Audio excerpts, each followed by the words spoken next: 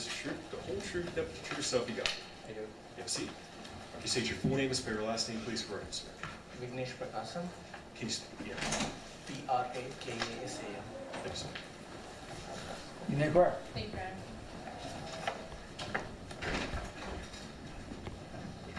Good morning. How are you doing today? Okay. Thank you for coming in. Can you tell us where you were working in February of 2025? I was working with KDC New Albany. I'm still working. Can you speak I'm up still just a working little there, bit? yes. Thank you. And you're still working for KDC1? Yes. How long had you been working there? Since May 2024, And what was your position? I'm a QA manager.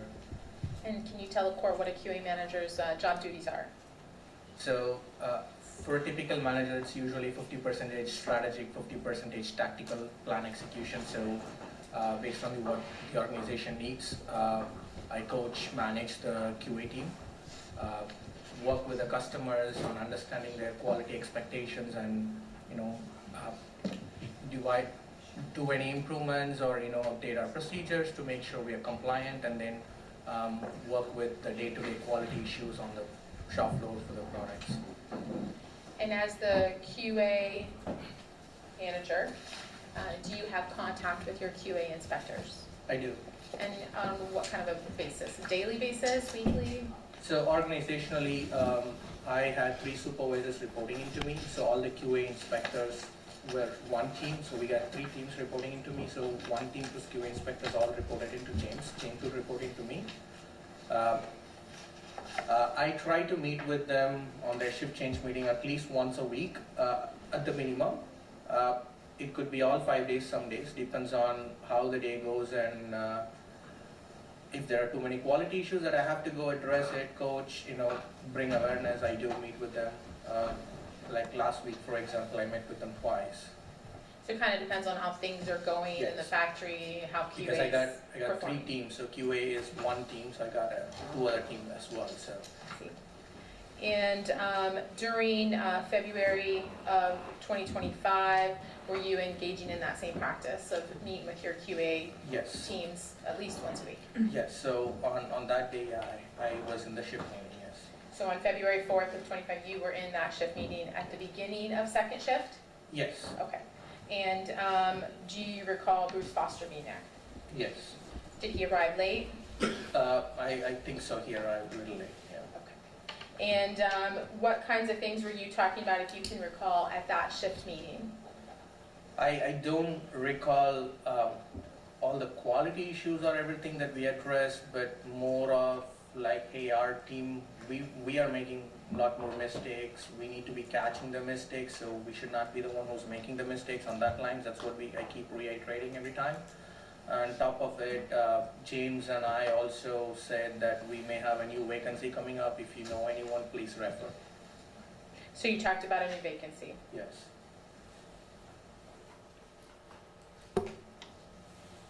Talking about Bruce Foster, he had been working under you in the QA second shift team since April of 24, is that correct?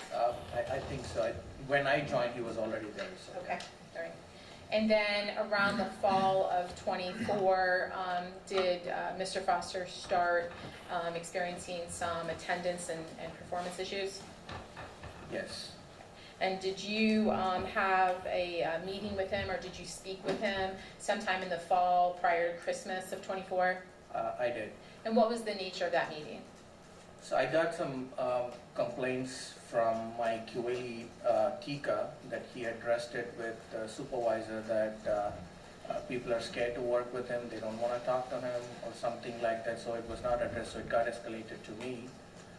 So I brought it up to my boss, and then eventually to the HR. HR advised me to offer, sit with them, understand if there are any challenges inside or outside work, and offer EAP if it needed to be.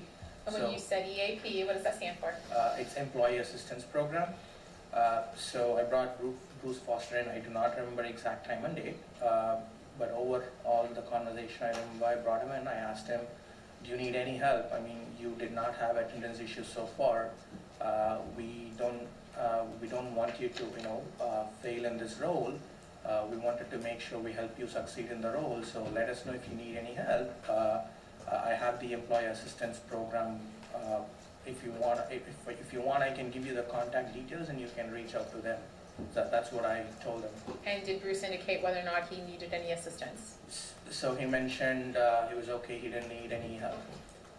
Did he, at that point, bring any concerns to your attention about whether or not he was having any problems with coworkers or anything? No, he did not bring any issues to me.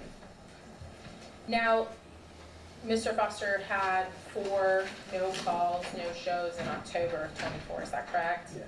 Okay, and your understanding, or even in your experience of attending those QA meetings once a week, was Mr. Foster kind of consistently late He to was work? consistently late, yes. In January of '25, Mr. Foster called off on the 2nd of January, is that correct? Yeah, so January 2nd, he called in. And at that time, what was your kind of position on Mr. Foster's So he attendance? texted me directly. I replied to him, thank you for letting me know. Then I went back to internally, say, hey, if Foster had all these call-ins and call-offs in October, he would have received a final. If so, this would have been a termination. So when I started investigating that, then I came to find out that final warning was never completed. So I discussed with our HR manager at that time, and then since there was no written corrective actions on the file for the attendance, so we started it for that incident, including October and January. So you included all those October, all the fall absences, the January 2nd absence, into this corrective action that you, final warning that was Yes. given to Mr. Foster on January 8th. Yes. Is that correct? Yes. He was also given a final warning for performance That is issues correct, on the yes. 8th.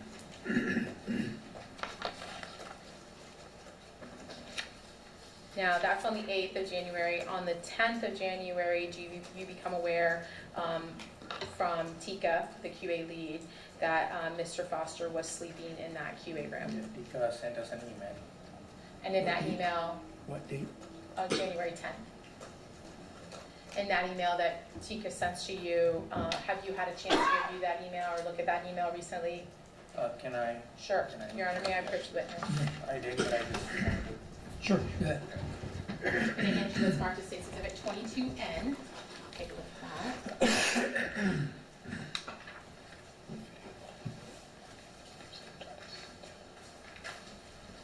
Does that email look like what you recall receiving?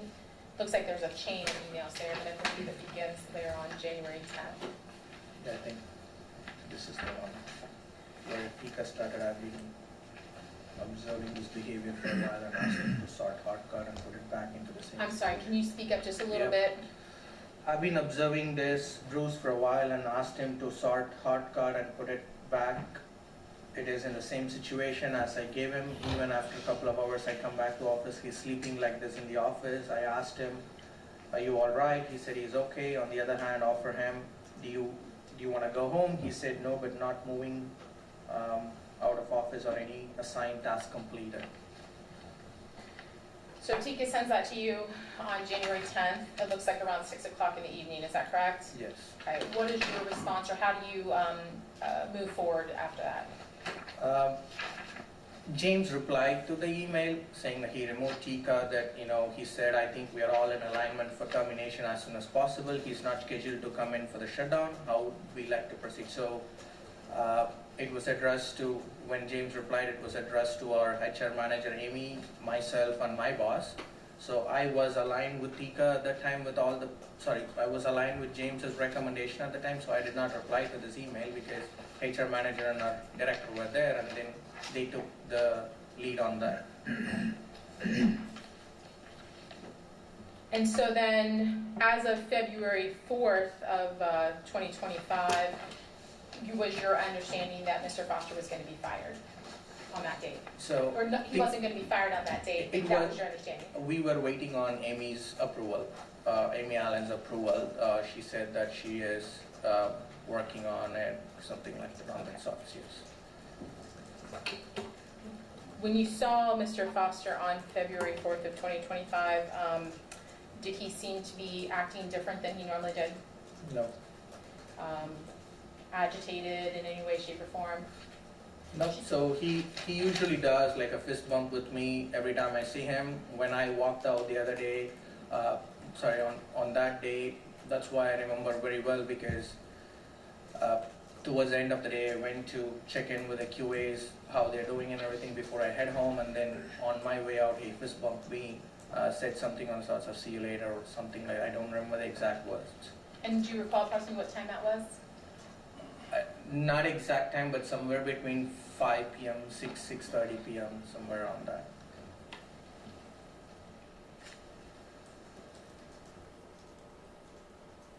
If I may just have a moment, Your Honor, thank you.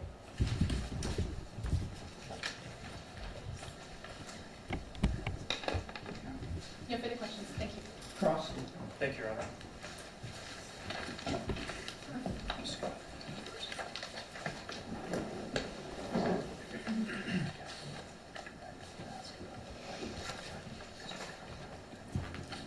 Good morning, sir.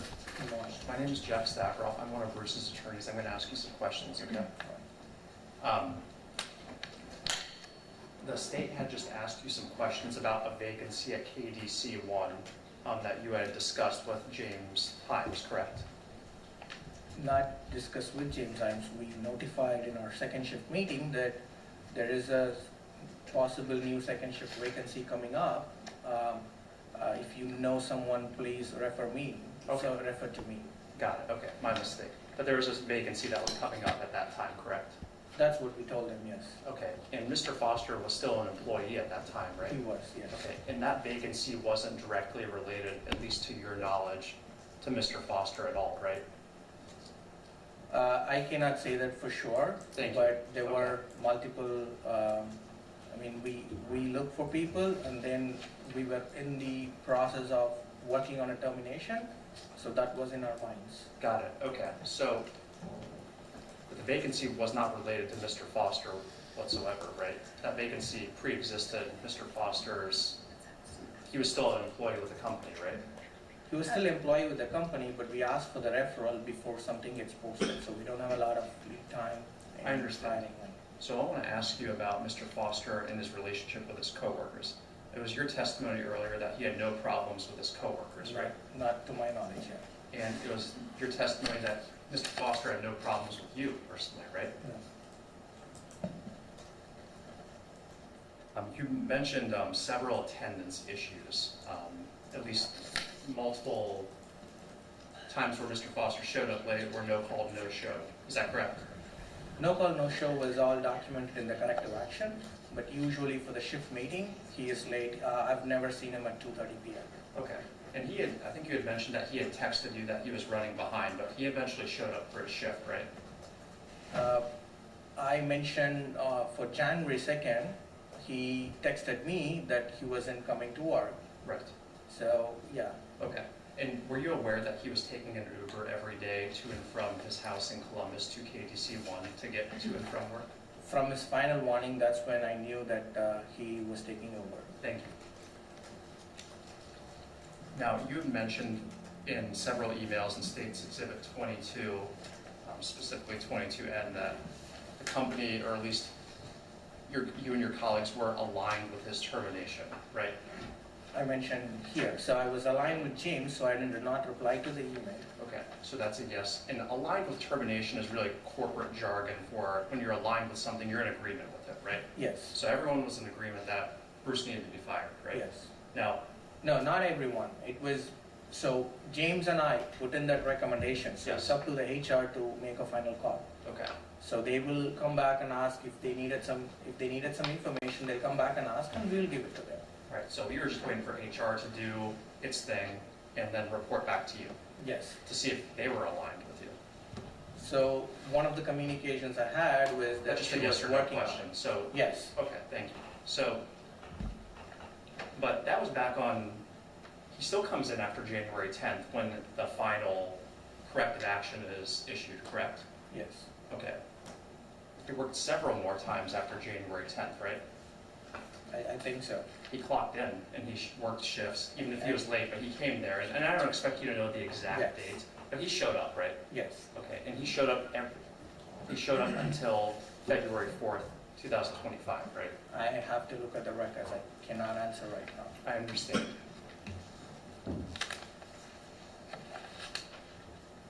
And again, he never exhibited any problems with you or any coworkers, correct? Again, not to my knowledge. Thank you. Your Honor, I have no further questions. Thank you. Redirect. Sir, had the corrective action been done in the fall when Mr. Foster called off or no-showed for those 4 days in October, if that had been done in the fall, would Mr. Foster have been fired on January 2nd? Following that incident, we would have put in the recommendation right away to the HR, yes. Thank you. No further questions. Cross. May I ask from the Sure. council table regarding just a couple? No one told Mr. Foster, to your knowledge, that he was going to be fired, right? No. Thank you. No further questions. Thank you, sir. You may step down. Your next witness. We've got Ramesh, let me have a second here with this last name.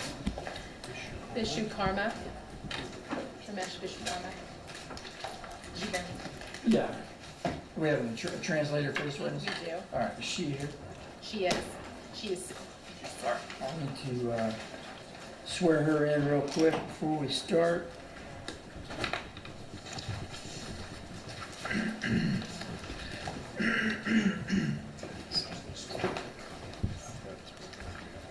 Yeah? You have been retained to translate the case. You have been retained to translate for the case.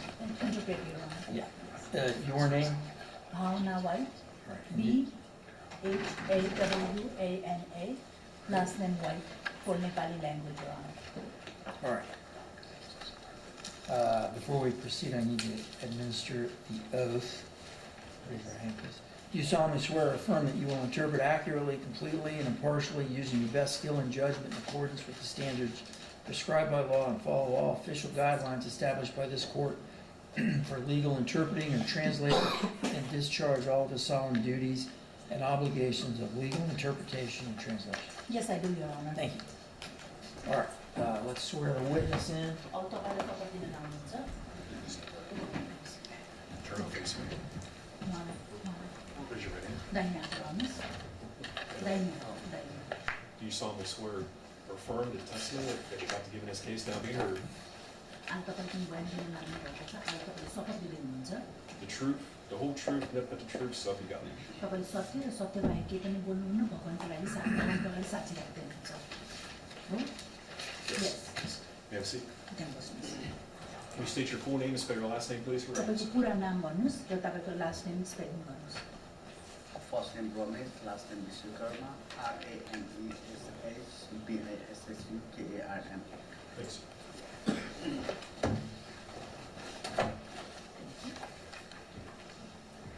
You may inquire. Thank you, Your Honor.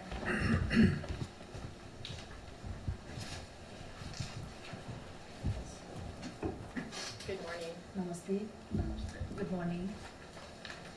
Sir, you were previously employed as an Uber driver in February of 2024. Is that correct? February 2024 मा तपाईले भन्दा पहिला उबर driver हुनुहुन्थ्यो, त्यो सत्य हो?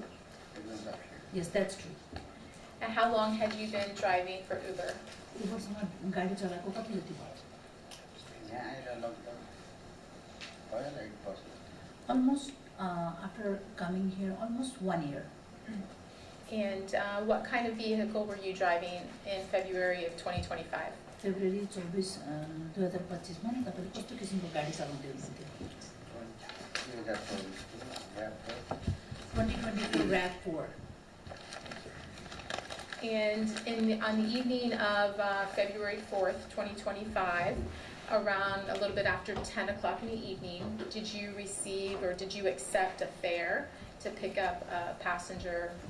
February 22, 2024 को जुन तपाईलाई त्यतिखेर उबरको लागि तपाईलाई चाहिँ मलाई गाडी चाहियो भनेर जुन बिन्ती आएको थियो, त्यो तपाईले सम्झिनुहुन्छ? नसम्झिन्छ। Yes, I do remember. And was that fare, or was the location you were going to the KDC 1 building in New Albany, Ohio? त्यो चाहिँ तपाईँको जुन लोकेसन थियो नि तपाईँ केडिसी न्यू अल्बनी ओहायोको त्यहाँ जाने बाटोमै थियो। म जानेर गाडी चलाइरहेको थिएँ, त्यो ठाउँदेखि लगभग तपाईँको टाढा नै थियो पिकअप गर्नु जाने। Because the place where I was driving, it was a little bit far, almost far to the place I had to pick up. Do you remember arriving at the KDC building there after 10 o'clock in the evening? तपाईँ 10 बजेपछि केडिसी बिल्डिङमा गएर गाडी चलाएको त्यो चाहिँ सम्झिनुहुन्छ? नसम्झिन्छ। Yes, I do remember. When you arrived, was the person you were picking up outside waiting for you? जब तपाईँ त्यहाँ पुग्नु भयो नि जो मान्छे तपाईँले लिन जानुभएको थियो त्यो मान्छे बाहिर तपाईँलाई कुरिरहेको थियो? No. If you recall, how long did you have to wait? तपाईले सम्झिनुहुन्छ भने नि कति लामो जति कुर्नु पर्यो तपाईलाई? 3 देखि 4 minute. 3 to 4 minutes. And do you recall where you first saw the passenger coming from? तपाईले सम्झिनुहुन्छ प्यासेन्जर कताबाट आयो भने? म अलमोस्ट राइड क्यान्सल गर्दै थिएँ अनि एक्कासी ढोका खोलेर छिरेको थिएँ। I was almost about to cancel the ride and somebody just opened the door and entered inside the cab. And at that time, did you observe what this person looked like or anything about their demeanor? तपाईले नि जब त्यो मान्छे भित्र छिर्यो नि त्यो मान्छेको बारेमा केही याद गर्नुभयो केही कुरा विचार गर्नुभयो जब त्यो भित्र छिर्यो त्यस्तो केही नोटिस गर्नुभयो? He was in he urgently went inside. He was in he was in a rush. Did he say anything to you when you got in the car? जब गाडीमा बस्यो नि तपाईले केही कुरा गर्यो के वार्तालाप भयो? No, nothing. Was he breathing heavy? उसले के सास एकदम लामो लामो गरेर लिइरहेको थियो? Yes. And did it have any impact on your vehicle? तपाईको गाडीमा के असर पर्यो? मेरो गाडीमा त्यस्तो केही असर No, nothing.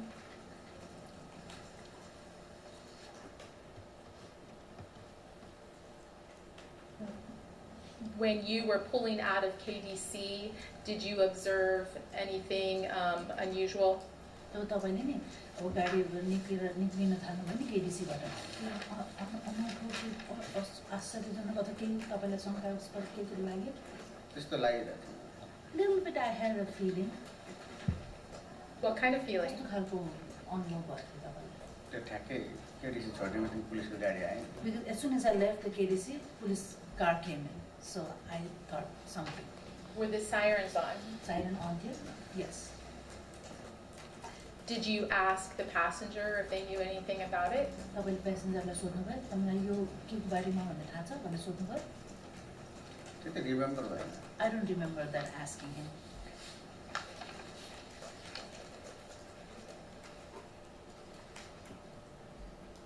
You said you had a feeling. Did you do anything different with this ride because you had a feeling? तपाईलाई के को भयो होला जस्तो शङ्का लाग्यो नि हैन तर तपाईले के फरक गर्नुभयो के कदम चाल्नुभयो के गर्नुभयो? मैले त्यस्तो केही गरेन। No, I didn't do anything much. Your Honor, may I approach? Sure. Handing what's marked as State's Exhibit 8. These are exhibits back here. Did you take a picture of your fare on your phone or save it? तपाईले आफ्नो फोनमा picture लिएर save गर्नुभएको छ? गर्न त गरेको खै छ कि छैन अहिले। I might have, but I don't remember. I might have deleted or it's still there. I don't know. Do you recall that giving a copy of that or that to the police? तपाईले पुलिसलाई दिएको सम्झिनुहुन्छ? ढोकामा पनि देखाएको थिएँ यसको। Yes, I have shown the police on the door, near the door.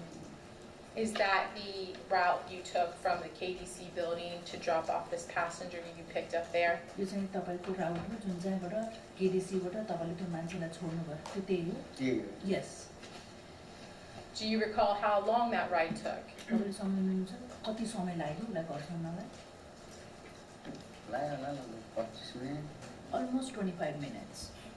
And during that ride, did you observe the passenger in the back moving around, during the ride? तपाईँले गाडी चलाएर त्यो 25 मिनट छ नि गाडी चलाउँदै त्यो मान्छे पछाडि बसेर अनअफ्ठो के व्यवहारहरू के त्यस्तो गरेको छक्क पर्नु खालको त्यस्तो केही गर्यो उसले कि चुप लागेर बस्यो एकदम गाडीमा हल्लिरहेको He was moving like he was uneasy sitting. Did you see him doing anything back there besides while he was moving? ऊ यस्तो हल्लियो नि त्यतिखेर अरू केही त्यो बाहेक केही गर्यो उसले मैले त्यसलाई हल्लिएको त देखेँ सायद त्यसले कपडा चेन्ज गरे जस्तो लाग्यो एक्ज्याक्टली मैले हेरेन I'm not sure, but I think because I didn't look at him at that time, but I think he was changing his clothes. And if you weren't looking at him, what made you think he was changing his कपडा clothes? फेरि जस्तो किन लागेको तपाईँले नदेखेको किनकि खासा खुसी गरिरहेको थियो Because the sound I can hear him, like he was the way क्या झोला sound. उता फाल्ने He गरिरहेको was like throwing the bag sometime here, sometime picking up the bag. I can hear that.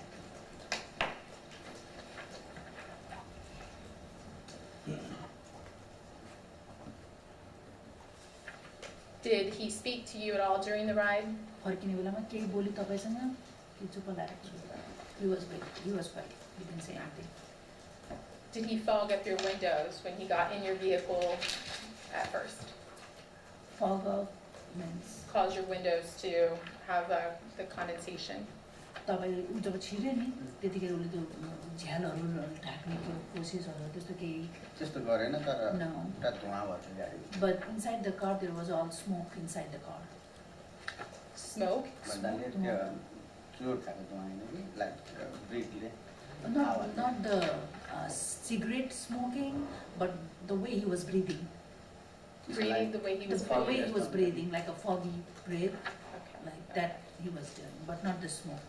Did that make it hard for him to see out of his windows? उसले झ्यालबाट बाहिर देख्न गाह्रो भयो त्यस्तो गर्दाखेरि झ्यालबाट बाहिर हेर्न गाह्रो भयो उसलाई तपाईँलाई अनि मैले त्यो अगाडिको फ्रन्टको उ लगाएर हावा लगाएर Yes, it was difficult. That's why I started my air conditioning, a little bit of Front. fan, the front of the fan.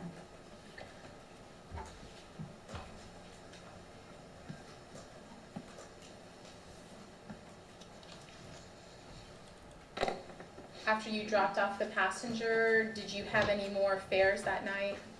उसलाई छोडिसकेपछि अर्को प्यासेन्जरहरू लिनुभयो तपाईँले? Yes, I did. I know. And do you recall early the next morning, the police arriving at your home? तपाईँले अर्को भोलिपल्ट बिहान चाहिँ पुलिसले घरमा आएको चाहिँ सम्झिनुहुन्छ त्यो चाहिँ? Yes, I do. And do you recall what the police did while they were at your home? तपाईँको घरमा भएको बेलामा पुलिसले के भन्यो? अस्ति राइडको बारेमा सोध्यो होइन हिजो घटना के भइरहेको थियो भन्ने कुरामा उहाँहरूले जानकारी दिनुभयो He called me about the ride and about the incident. They were informing me. Asking you questions? तपाईँलाई प्रश्न पनि सोध्यो? Yes. And did they also ask to look at your car? तपाईँलाई पनि गाडी पनि हेर्नु भन्यो? उहाँहरूले चाबी दिएको Yes, I gave them my keys. And did they take photographs? फोटोहरू खिचियो सबैले? Yes. I just may have a moment, Your Honor.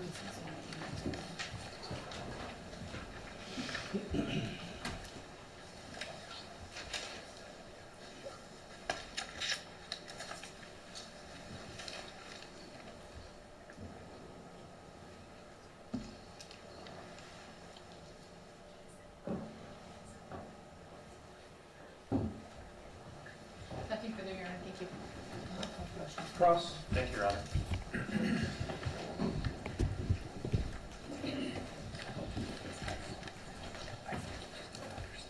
Good morning, sir. Good morning. I'm going to ask you some questions. अनि तपाईँलाई के प्रश्न गर्छु? The gentleman that you picked up, Mr. Foster, जुन फर्स्टमा ल्याउनुभयो नि तपाईँले you didn't have much of any conversation with him, did you? र तपाईँसँग धेरै वार्तालाप त भएन नि? No, we didn't. You told us earlier he was out of breath. तपाईँले नि उसलाई त सास फेर्न एकदम भयो भनेर चाहिँ भन्नु भएन?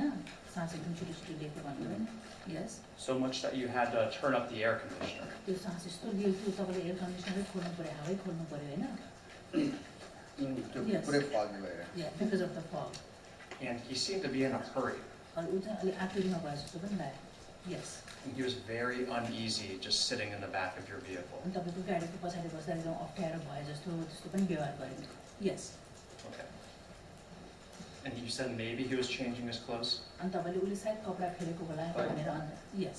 Did he leave any belongings or clothing in the कपडाहरू back of your छोड्यो Uber? तपाईँको गाडीको पछाडि उसले के कपडाहरू छोड्यो बिहान अफिसरहरूले चेक गरेको त्यहाँ केही पनि थिएन। In the morning, the officer checks, there were nothing.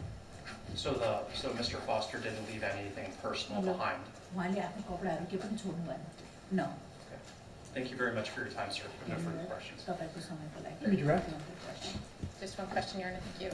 Did you ask the rider, Mr. Foster, why the police were coming down the road? तपाईँले मिस्टर उसलाई चाहिँ तपाईँले पुलिसहरू किन आएको हुन् भनेर सोध्नुभयो? मैले यति भने किन यति धेरै पुलिस छ भनेर भनेको त बोलेन। Yes, I said, why this many police are here, police cars are here, and he didn't answer anything. Thank you. No further questions. Recall. No, thank you, Your Honor. Thank you, sir. You may step down. तपाईँ जान सक्नुहुन्छ आजको लागि।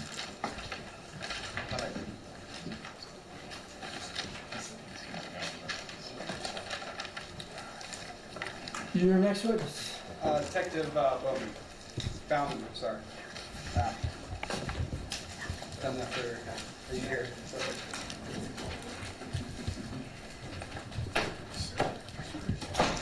Solemnly swear to testify that you're about to give this case, not being errors, the truth, the whole truth, nothing but the truth, so help you God. See, would you say your full name, spell your last name, please, for us? Chad Bauman, B-A-U-M-A-N. You may inquire. All right, thank you, Your Honor. All right, so Detective Bauman, Yes. I've been saying it wrong for a year. Where are you employed? I'm currently employed with the City of New Albany, Okay, and how long have you been with New Albany Police Department? 10 years, Okay, and how long out of those 10 years have you been a detective? 4 years. 4 years? Yes. And were you the lead detective in this particular case? Yes. Okay. And what was your understanding of the incident at KDC 1 on February 4th, 2025? So we arrived and we were given information that there was an active shooting and multiple victims were inside and outside the warehouse. Okay. And did you have any information on the number of shooters? So initially, we had some conflicting stories that there may have been 2 shooters. Further investigation, we were able to figure out that there was actually one and identified as Mr. Foster. Okay. Is that common in a chaotic investigation that there's conflicting accounts of what's occurring and things of that nature? I would say yes, especially with the volume and the amount of people inside this large building. Okay. And were there a number of 911 calls? Yes, 15. 15 911 calls. Okay. And was Govind Sharma one of those 911 calls? Yes, he was. Okay. I'm going to approach the podium. Excuse me. Sorry. Right. Starting States Exhibit 1 at 118.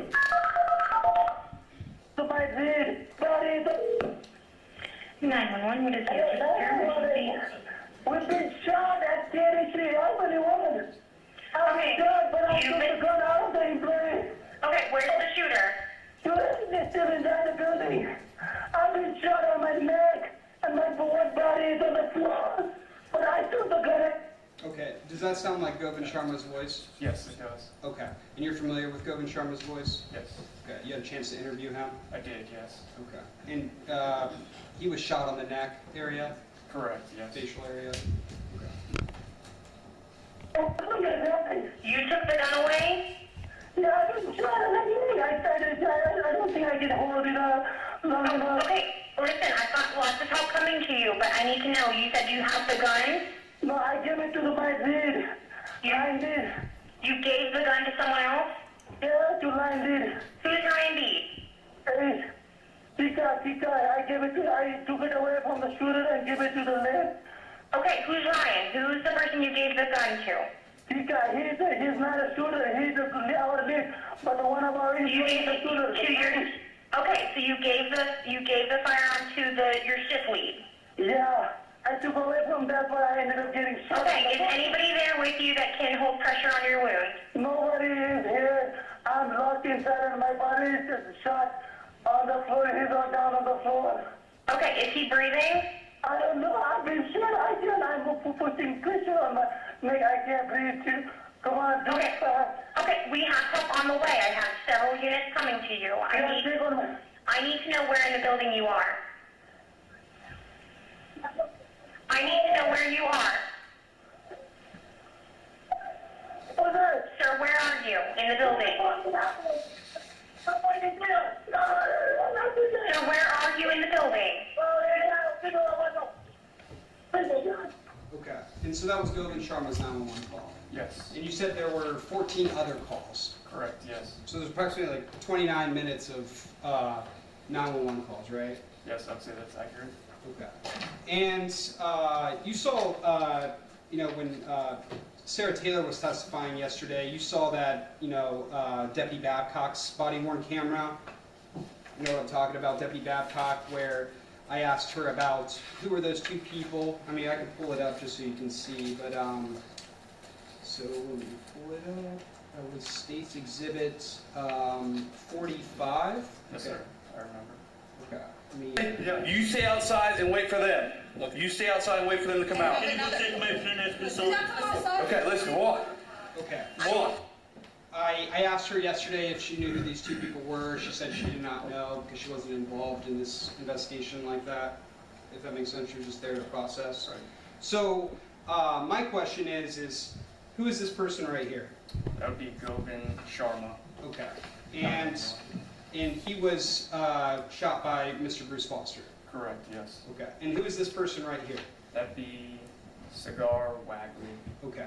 And he was shot by Bruce Foster as well. Correct, yes. Okay. And where were they struck by rounds as a result of Bruce Foster's actions? Mr. Sharma was struck in the ear, neck area.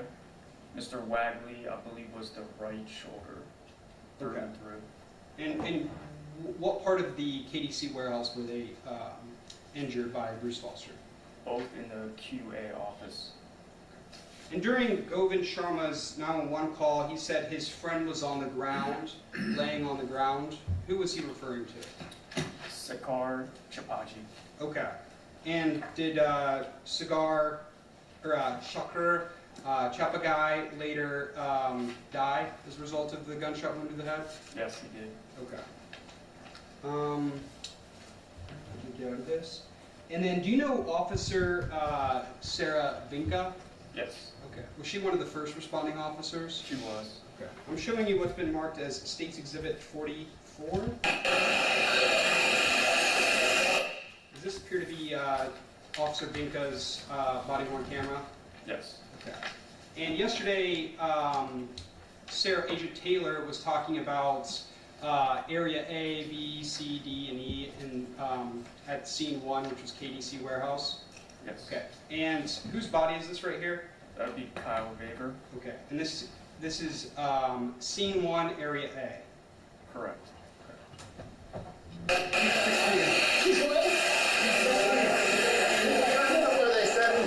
Shit, looks like it. Hey, you want to bring him out? You. You two with me. Take a check. Take a check. You two, out the front door. With me.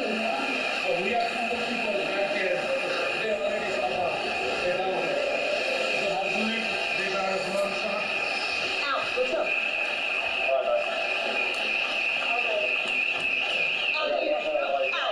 All right. See how she was running down line 7? Yes. You see this door right here? Yes. Okay. Who exited out of that door?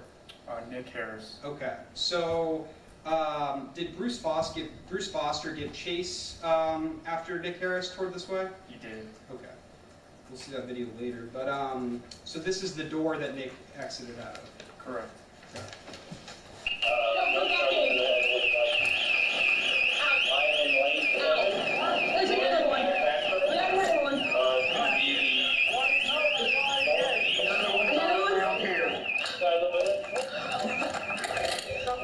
Where are you shot? Where are you shot? Do you see this person laying on the ground right here? Who is that? That is Bim Tamang Okay. And where was Bim Tamang struck by a bullet? in the left ankle. You can kind of see it right down here. Okay. So down there where you see like the white thing at the bottom? Yes, Okay. Got 2 more. Thank you. And so this is Bim, one of the victims? correct. Okay. And how did you determine, based on your investigation, he was struck by a bullet? Based on medical records, statements, and Mr. Tamang's interview. Okay. How was he struck? Well, I apologize. A ricochet, we determined based on evidence, and we actually recovered the projectile inside Mr. Tamang's ankle.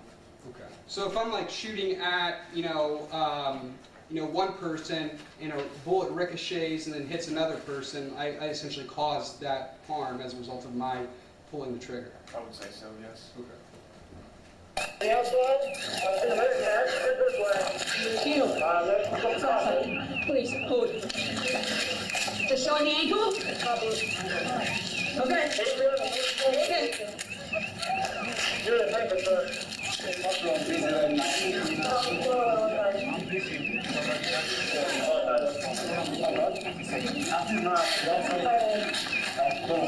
Hey, responding units, can we get a phone set up around the... It's gonna hurt, okay?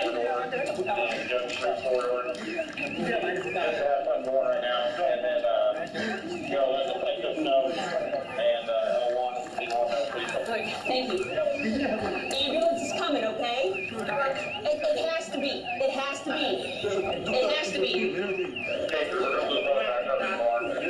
Shut this open. Garage, Ankle shot. I tourniquet just in case. You want to just check his neck? There is no.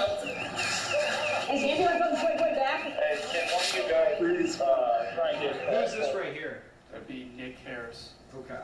And he was struck multiple times by Bruce Foster's actions? Yes, twice. Medics need to come in. Back area, look loading up. Anywhere else was he shot? The arm and the neck? Sir, do you have a tourniquet for his arm? I do not have that. Okay. I put one on his leg. Is there a D unit with a tourniquet? Come through the door across the building. Just keep pressure. That's all you can do. That's it. Just keep pressure. We got aid en route, okay? Whatever you want you to ask for, man. We have not cleared that yet. Is anybody else hurt or shot? Anybody else hurt or shot? You were shot? Where? Where were you shot? No? Okay. Anybody else? No? Okay. Were all of these people, did they all leave the KDC warehouse because of the shooting? They did, yes. Okay.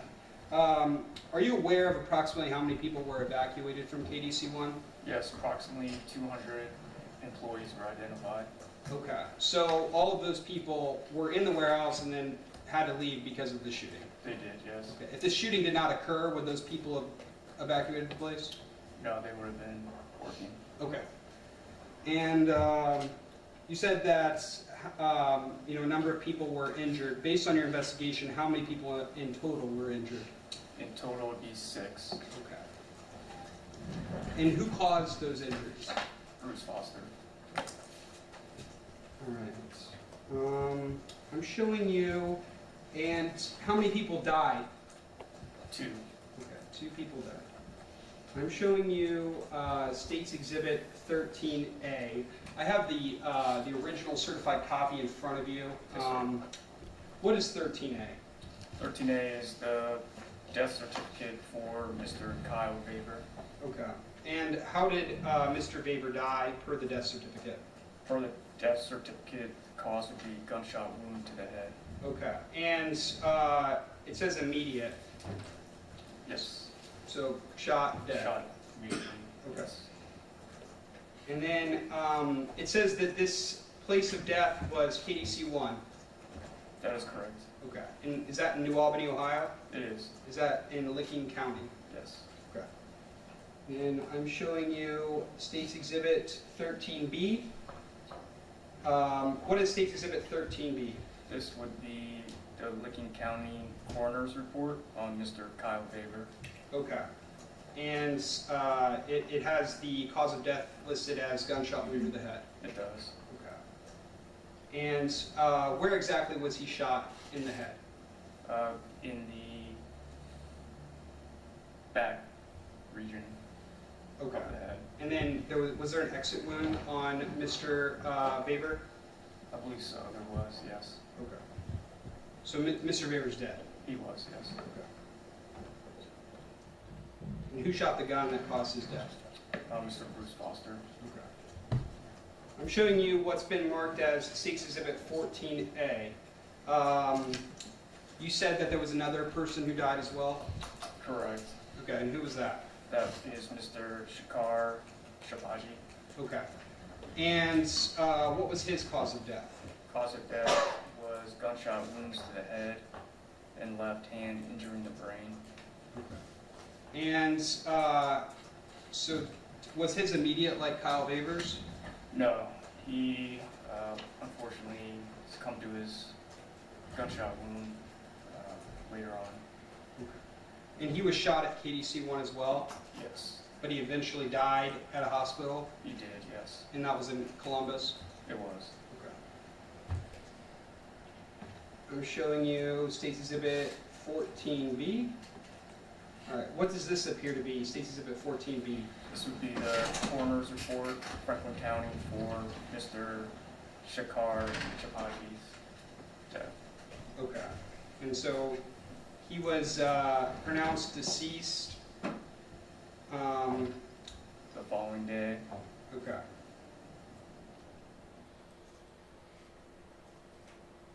And then you said his cause of death was gunshot wound to the head. Yes. And did they find one of the projectiles still in his head? I do not remember. Okay. Do you see where it says right here?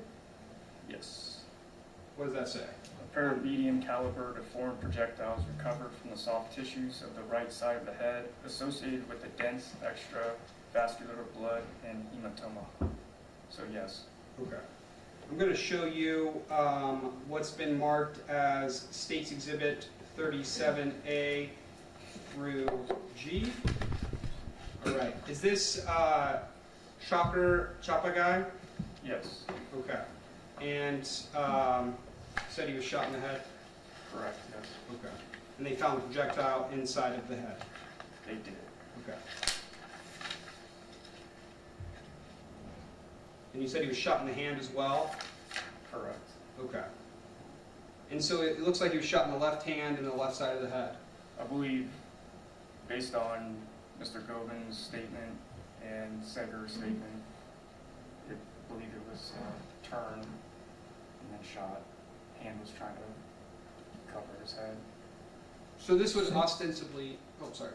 Same bullet caused both injuries? Yes, sir. Yes, Your Honor. So he would have ostensibly seen a person with a gun if he's kind of bracing. I would say that's a reasonable explanation. Okay. And then this appears to be the projectile that we just talked about from the coroner's report. Yes. Okay. That was recovered from Shakar Chapagai's head. Correct. Okay. 37F and 37G. Correct. All right. And then, let's see. Was a round also recovered from Bim Tamang? It was. Okay. So I'm showing you what's been marked as State's Exhibits 18A through E. Does this appear to be Bim's hospital It does. bracelet? Yes. Okay. Amazing. Okay. It's kind of a blurry picture, but all right. And is this Bim? It is, yes. Okay. And that's the ankle that was struck by the ricochet? Yes. And then there's just a close-up view. It's 18D. Yes. Another close-up view in 18E. Yes.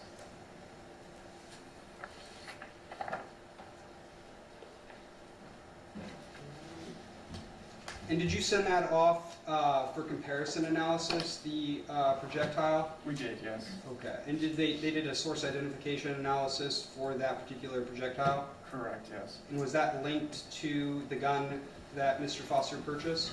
It was, yes. Okay. And that would have been, Agent Taylor talked about that the other day, but that would have been in State's Exhibit 21, correct? Correct. Okay. Sorry.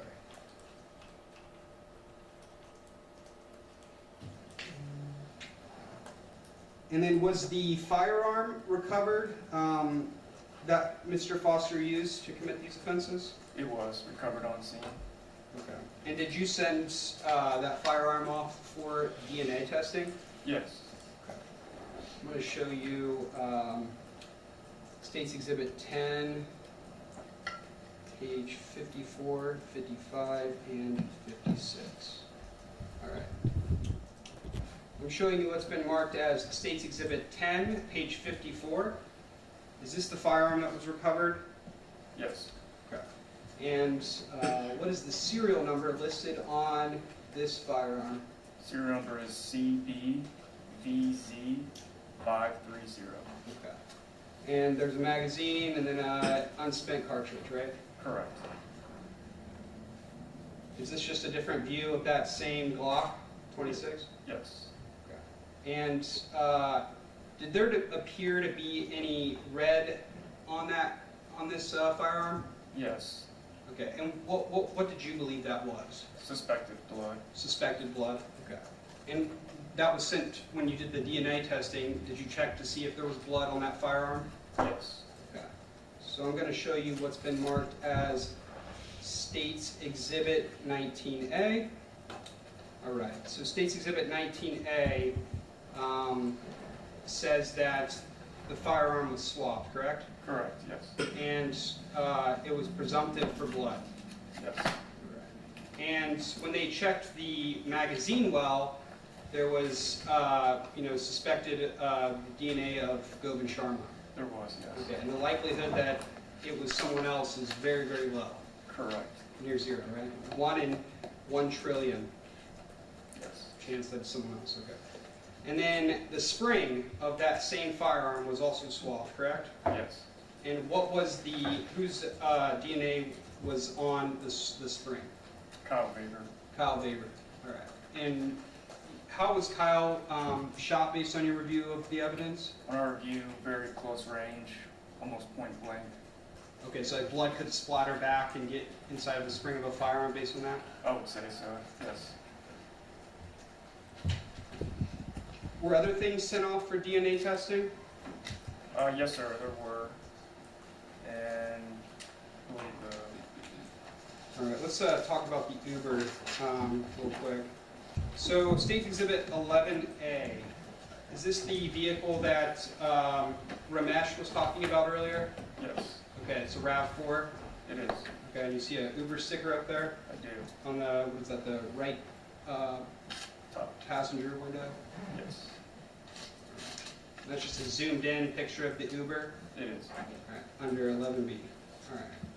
And so this appears to be the Uber that, Ramesh drove that night, Yes. the vehicle. And did they find anything in that Uber? They were able to possibly recover, or they did recover, a swab of blood on the armrest, rear passenger side. All right. So someone from BCI came out and swabbed this because they believe that there may be blood. They did, yes. And that was sent off to the lab? It was. All right. And based on your recollection, whose blood was that? I believe it was Mr. Govind Sharma. So this is State's Exhibit 19A, and Govind Sharma's blood was in the Uber. Did Govind Sharma take that Uber? He did not, no. Okay. And based on your investigation, how did that blood get transferred into an Uber that Govind Sharma never took? Based on investigation, it'd be from the fight that ensued over the gun in the QA office between Govan and Mr. Foster. Okay. And when Mr. Sharma was shot, was at close range as well? It was, yes. And so would that, based on your knowledge as an investigator, cause blood to transfer onto clothing of an individual that shoots another? I would say it'd be very accurate. Did you create a PowerPoint presentation for this particular case? I did, yes. And what does your PowerPoint, can you just give us a gist of what your PowerPoint's about? Sure. So PowerPoint just details Mr. Foster's timeline from arrival at KDC to the time that he left the building, and it includes timestamps along with the video stills of Mr. Foster throughout the building. Okay. And what is this particular photograph on State's Exhibit 24 showing? So this would be an aerial view of KDC plant. It's a large manufacturing facility. Okay. And how many square footage is this particular building? So this timeline actually is incorrect. It's over 400,000 plus square foot. I mean, you say 200,000 plus, so it is plus that, but yeah, I understand what you're saying. Okay. And is this the front of the building that Mr. Foster entered? Yes, Okay. Did you go back a couple days later to take some photographs? I did, yes. Okay. And why did you go back and take some photographs? To photograph the no firearm sign. Okay. I'm showing you State's Exhibit 5. Is this the sign that you took a photograph of? State Exhibit 5? Yeah. Yes. Oh, it's not up on. It's okay. It's on mine, but not on yours. Sorry about that. We'll go back to 24 in a second. So I'm showing you State's Exhibit 5. This says, all weapons, including concealed firearms, are prohibited on these premises. Yes. What does that indicate? No firearms or weapons are allowed on property. Okay. And I'm showing you State's Exhibit 4. Yes. Okay. Is that right by the door that Bruce Foster entered? It is, yes. And so you went back on 2/16/2025, is that why there's this state stamp there? Correct. Okay. And what is this, what's the purpose of this tent? This was post-incident. KDC hired a private security and essentially enhanced their protocol, I believe, for entering and exiting the building. So this event kind of changed how KDC does business, would you say? I would say so, yes. Right. Going back to State's Exhibit 24. So that sign that you went back to take pictures of, was it there on 2/4 of 2025? Yes, sir. It's actually right here. And a body camera from the officers actually show that as well. Okay. And what does this particular slide show for State's Exhibit 24? So this is just a profile of Mr. Foster and details his job assignments while he was employed at KDC. Okay. So it looks like you worked there for a couple of years in multiple different positions. He may have resigned or quit, and then he started up again. Yes. And what was his position at the time of this incident? QA, Quality Assurance Inspector. And is this Mr. Bruce Foster here? Yes, it is. Is that the same individual that's sitting there at the table? Yes, it is. So it looks like you have a timeline of events from 2/4 of 2025. I do, yes. Okay. So what's the importance of this particular photograph? Mr. Foster arrived and was dropped off by an Uber driver at 2:37. Okay. So he was dropped off at 2:37. So right here it says 2:37:58 p.m. enters building. Correct. Okay. He's not actually in the building yet, though, correct? Correct. Okay. So he's not in the building at 2:37:58. Not yet. Okay. So it might take a couple seconds from that point to get into the building. Correct. And was this captured on video? It was. See that video in a second. Just go through this. All right. What's the importance of this particular slide? So this shows the timestamp is 2:38 p.m. and he enters wearing the clothing you see here. And regular schedule, he's scheduled to work 2:30 p.m. shift. Okay. So he would have been late. I would say so, yes. Okay. And what is Bruce Foster wearing? Can you describe what he's wearing for us? He's wearing black shoes, khaki pants, a flannel coat or jacket, and a KDC beanie. Okay. And does he have anything on his face? With beard, but no beard mask. Like what about wearing anything on his Oh, face? safety glasses and a backpack. Okay. And where is the backpack in relation to his flannel? Over his flannel. Okay. So it's on the outside of his flannel. Yes, outside. And what's the importance of this photograph here? So this shows that after entering the building, he goes and enters the production office and drops off this backpack, takes off this flannel coat, and is beginning his shift. Okay. Is there any camera inside of here? No, Unfortunately, right? unfortunately. All right, so he enters that room at what time? 2:39 p.m. Okay. And then, is this photograph here when he exits? Yes, 2:41 p.m. And is he wearing his book bag anymore? No, When he entered that office, where was that book bag? on his right shoulder. Okay. But on the outside of his flannel? Yes, outside of his flannel. Okay. All right, what's the importance of this particular photograph? So this is showing that sometime later in the shift, Mr. Foster buys a Coke from the break room, and this time he's wearing his appropriate KDC beard net head garment. Okay. And what is he wearing on his face? Eyeglasses, head net, beard net, Does he appear to be wearing any gloves? no gloves. And this was at, what, 8:45 p.m.? Yes, So about an hour and a half before the shooting? correct, yes. And what color pants is he wearing again? I say they're khaki, light tan, So those aren't like black pants, right? not black, no. Okay. All right. What's the importance of this particular photograph? So this shows 10:06 p.m. He's going back to the first production office where his backpack is.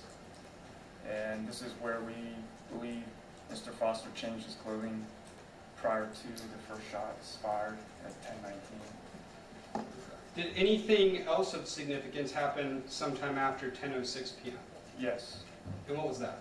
that'd be the shooting itself. Okay. What about in between 10:06 p.m. and 10:18 p.m.? Oh, changing of the clothes. Okay. Did he do anything else in that period?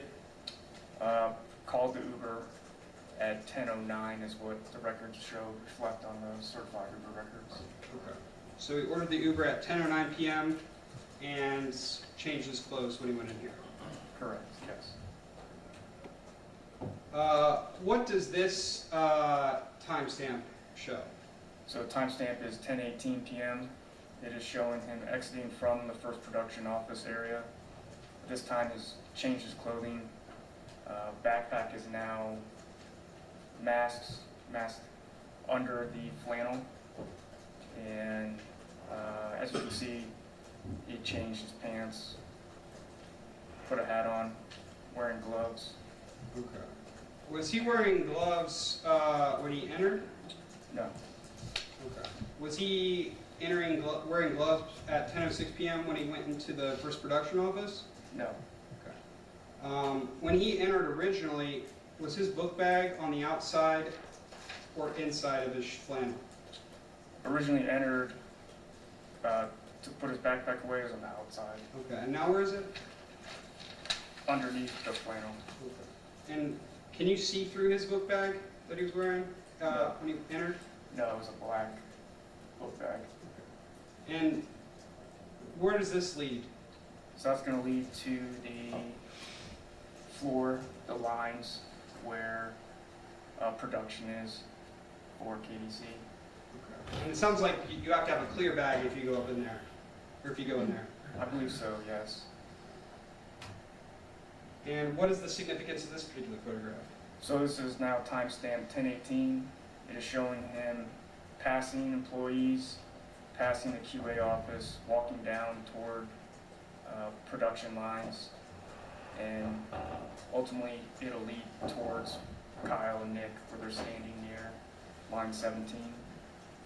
Okay, so it appears that he's walking past the QA office and then going elsewhere.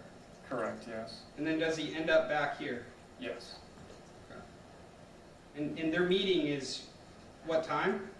Typically 10:30 based on Okay. the other employees. And you heard testimony that he's aware of that, right? Yes. All right. And at 10:19:21 p.m., are these the same pants that he appeared to be wearing at, when he left the first production office at 10:18 p.m.? Yes. Okay. Is this just the front of those pants? Correct, yes. Are those khaki pants that he was wearing when he entered the building? He was wearing khaki pants, yes. Okay, but these are not khaki pants. They are not, no. Okay. And these pictures here on the corners, so like this particular picture and this one, this one, this one, this one, and this one, on this particular slide of State's Exhibit 24, where did you locate these items? So those items were located at his apartment post-arrest. Okay, this wasn't though, right? The holster and the hat were recovered at KDC. Okay, but these items were located at his apartment. Yes. And what's the significance of putting these photographs with these two slides at 10:19:21 p.m.? It is showing those items recovered inside Mr. Foster's apartment, matching exactly what is seen on the KDC video of the shooting itself. Was he wearing this yellow shirt? Did it appear that he was wearing this yellow shirt when he entered the building? It did not appear, no. What's significance of this particular slide? So this is showing just before the first shots were fired, and the video will show Mr. Foster walking right up to Kyle and Nick, and you can observe the first two shots. And then, can you describe this slide of State's Exhibit 24? So this is showing Nick right here running after being shot for the first time. And right here, you can see Mr. Foster is chasing after Nick towards that exit man door. Okay. And you took this screenshot from the this particular video Yes, that KDC provided you? correct. All right. And then, what time is this slide showing? This is showing 10:19:54. Okay. And what's the significance of this slide? So again, this is showing Mr. Foster now running past an employee here, but again showing he's going past other people. And this would be heading back towards the QA office. Did he shoot this person? He did not know. Right. And what's the significance of this photograph? So this would be his route going back towards the QA office. And again, now he's passing other employees. All right. Did he shoot this person? No. What about this particular slide on State's Exhibit 24? So this would be right before he gets to the QA office, and again, he's passing another employee that was Okay. not shot. Okay, so he didn't shoot this person either? No. Okay. And what's the significance of this slide? So that'd be him, the fight ensuing in the office. Unfortunately, there was no video inside the QA office, but it chronologically shows the sequence of events between Saker, Cigar, and Govan inside the QA office. And how many total shots do you believe Mr. Foster fired? In total, we believe 6. Okay. And then you found one projectile with the magazine, Correct. with the gun? And then how many projectiles did you find that were unspent throughout the warehouse? Throughout the warehouse, I don't remember. I'd have to review. Okay, no worries. All right, and then what is the significance of this particular photograph? So this would be the post-fight inside the QA office. This time, Mr. Foster no longer has the firearm, and he is walking now back towards the exit to the waiting Uber. Okay. And then what's the significance of this photograph? So this would be Mr. Foster hunched over, leaving to catch his breath. Again, walking towards the exit. And then what time did Mr. Foster leave KDC 1? 10:25 p.m. Okay. And then what time did he leave in the Uber? 10:25:55. And how do you know that time is accurate? Based on the certified Uber records. Okay. I'm showing you what's been marked as States Exhibit 7. Are these the records that you received from Uber? Yes. And these are certified? They are, yes. Okay. Is this a certification? It is, yes. So can you just kind of walk us through what these records showed? Yes, so the Uber records showed and confirmed that Mr. Foster did in fact order an Uber. It showed his phone number, which was key in locating him after he fled the scene. It also shows the timestamps for the specific Uber rides that he ordered to and from KDC, Okay. and that's down here. Okay. So these are, so on the left, it says the rider's name, the far left says rider's name, status, completed. Does that mean that the ride went through? Yes, Okay. And then timestamps when he said, oh, I want the Uber to come pick me up. That's when he requested it. correct. Okay. And then this is when the Uber actually picked him up. Yes, And this is when the Uber, these times right here, when the Uber actually dropped him off? yes. Okay. So let's go down. All right. I have some highlighted here. We can't see all the way up here where it says, request local timestamp, which is how it printed out. But when Mr. Foster was interviewed after he was arrested, he said something about getting calling for an Uber and then having to cancel it, correct? He did, yes. Okay. And this kind of proves that happened, right? Yes, that'd be that first highlighted line there. So at 1:44 p.m. on 2/4/2025, he called for an Uber, Yes, but that one was not completed. not completed, correct. Okay, it was canceled by the driver. Yes, I believe so. All right. And so, what about this second one right here? What is the significance of this particular call for Uber? So that would show that he ordered the Uber at 14:52 or 2 o'clock, and then he was actually picked up at 14:09, and then per the KDC video and then the Uber records, it confirms 14:37 he was dropped off, which matches up with the video as well. So, after the canceled ride, he called another Uber, picked up at 2:09 p.m. and then dropped off at 2:37 p.m. Yes. Okay. And then, what's the significance of this third one right here? So the third one would show his Uber ride from KDC back to his apartment, and that was ordered again at 10:09 p.m.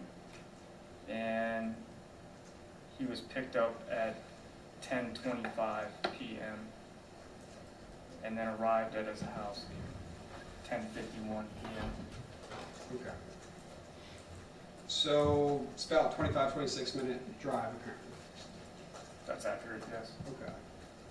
And he was dropped off where? At his apartment where he was ultimately then arrested, which was 50 East 7th in Columbus, Ohio. Okay. So yeah, New Albany to downtown Columbus area, 25 minutes. And did you actually get video surveillance from the apartment complex? I did, yes. Okay. So I'm showing you what's been marked as State's Exhibit 30. So State's Exhibit 30, what time does this show here? So this time is showing 1:56 p.m. Okay. And who does this appear to be? Mr. Bruce Foster. Okay. And what is Mr. Bruce Foster at 1:56 p.m. wearing? That'd be the khaki work pants, black shoes, flannel coat. Okay. Not black pants. Not black pants, no. So this is the same thing that he was wearing when he arrived at KDC 1? Yes.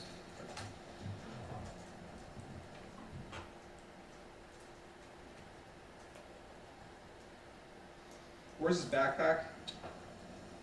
On his back, outside. Of the flannel? Yes. Okay. I just didn't know if that was a new trend or something, wearing it on the inside of your flannel. Not that I'm aware of.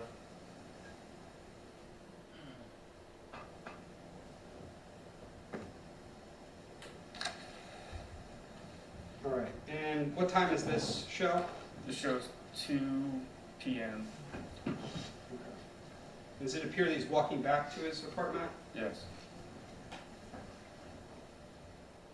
All right. And what does this show? This is showing 2:08 p.m. All right. And is this lining up when he has to go catch his Uber to actually get to work? Yes. All right. Has he caught that at around like 2:09? Look like. Correct. All right. And where's his backpack? Outside.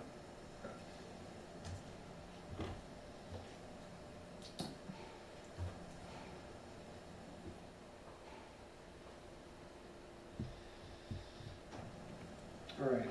And then, did you also get video from that same apartment complex for when he arrived home that night? I did, yes. All right. I'm showing you what's been marked as State's Exhibit 31.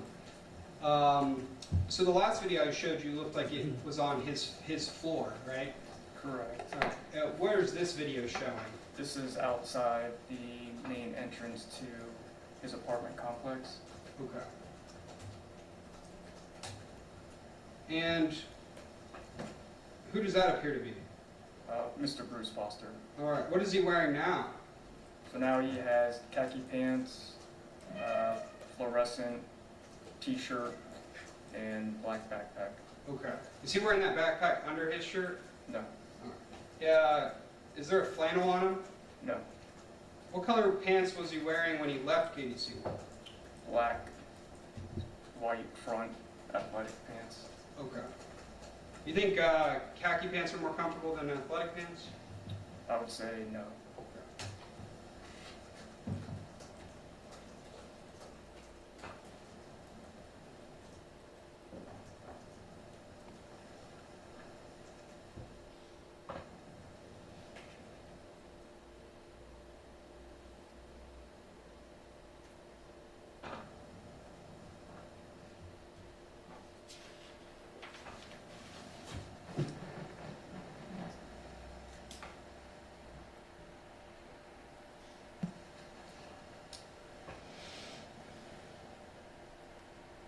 Do you know why this one doesn't have like the exact time like the other videos did on the first? Because this looks like it's after 10:30 p.m., but it doesn't have the particular time popped up like the first video did.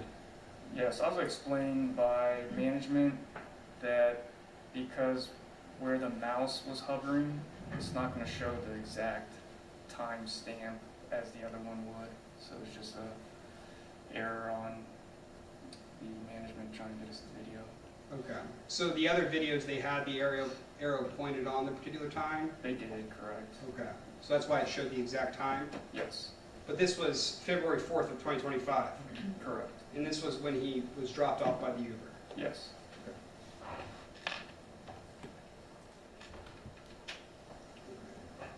And the firearm that Mr. Foster purchased, were you able to, get a trace on that particular firearm and see where it was purchased? We did.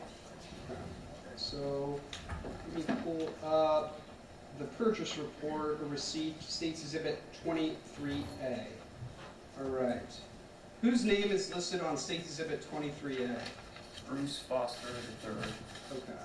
And what does it appear that Bruce Foster III purchased on 9/21/2024? It'd be a Glock 26 Gen 3 9mm with the same serial number that matches with the firearm recovered. Okay. So the murder weapon has the same serial number as this weapon? Yes. Okay. And what else is on his purchases from 9/21/2024? So it's going to show 2 boxes of 9mm as well as a 1-day shooting range permit and a black inner waistband holster. Okay. Does that appear to be the same holster that was found at the scene? It does, a Blackhawk. What about the ammunition? And the ammunition, I would say, are the same 2 boxes covered inside the apartment. Okay. And you said there was a permit, shooting range permit? Yes. So it appears that he shot that gun on 9/21/2024. It could be presumed, but I don't know for certain. Okay. And then I'm showing you still 23A. Was this also provided by Vance's? Yes. Okay. And what is this particular form here? So this would be a firearms transaction record. And So if I buy a gun from an FFL or a federal firearms licensee, then I would have to... fill out this formal paperwork, yes. Okay. And what's the purpose of this particular form, based on your knowledge? My knowledge would be to make sure you're federally allowed to legally possess a firearm and purchase a firearm. There should be a set of questions. All right. Does the feds or does the federal government, the United States Code, have a WUD or weapons under disability for a person who has been adjudicated as mentally ill or who has been involuntarily hospitalized? Yes. So like not just pink slipped, but then committed after a pink slip, for example. So after a 7-2 hold, you get committed. Yes, I believe so. That's illegal under federal law? Yes. Is it illegal to lie on these? Yes. All right. And this is Bruce Foster's transferee transaction record? It is, yes. Okay. Look at G right here. What's that say? Have you ever been adjudicated as a mental defective, or have you ever been committed to a mental institution? All right. And what day was this signed? September 21st, 2024. So he has been committed to a mental institution, hasn't he? Yes, I believe so. Was that before 2024? Yes. So it's a crime to lie on this, right? Yes, it is.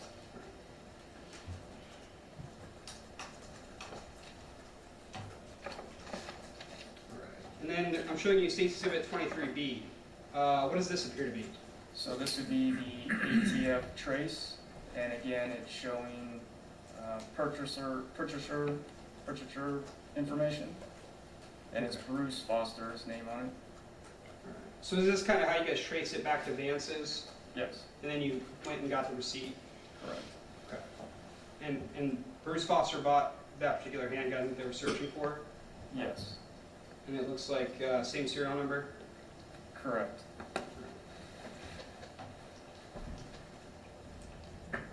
And then what's a NIBIN report?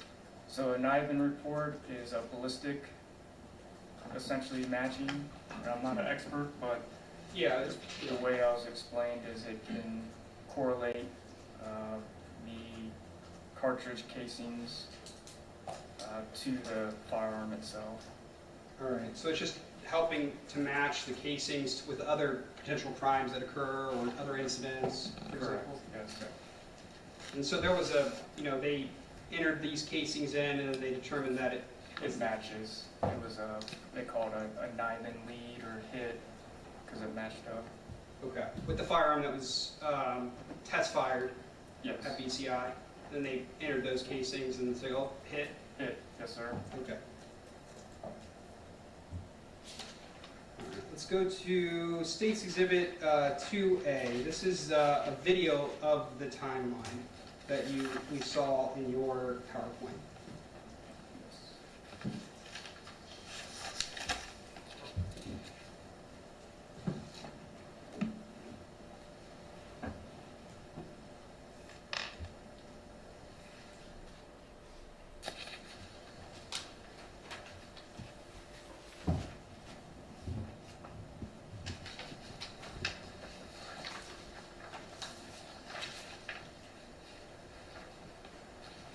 All right, so who is this right here? Mr. Foster. Okay, so he's not in the building yet. No. And it's what time? 2:38:02 p.m. All right, so that's a violation of the 7-minute rule that they have at KDC. Yes.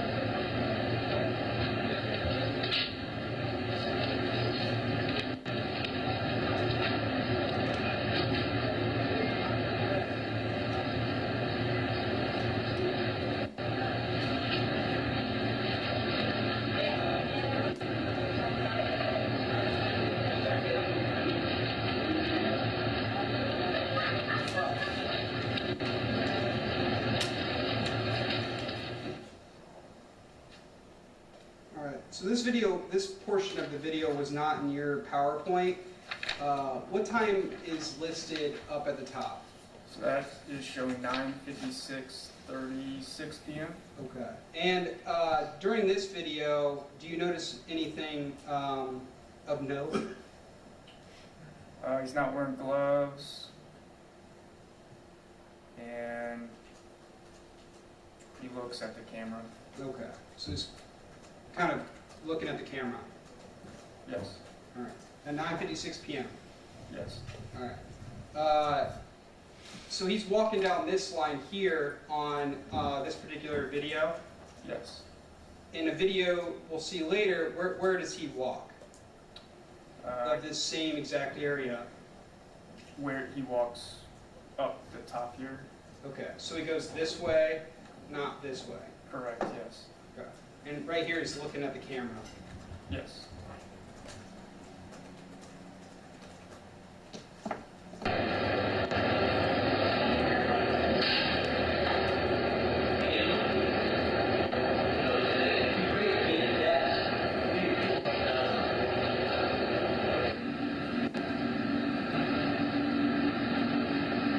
What time is this? 10:18, 12 p.m. All right, what's Mr. Foster doing here? Looking at the camera. Oh, okay. And what's he wearing? Now he's in black, white pants, athletic pants, gloves, the flannel over the backpack, and the Supreme hat. Okay.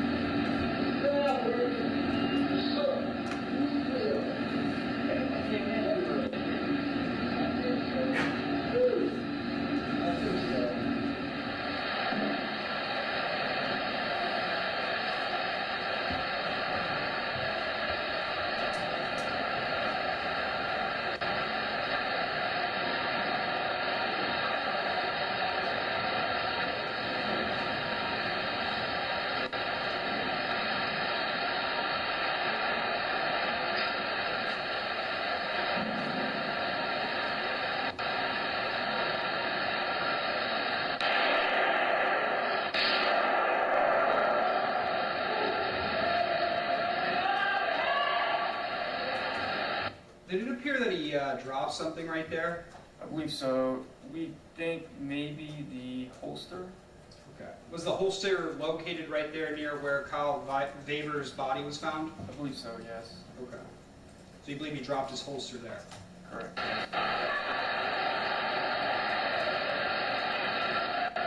Did he walk past those people in the years?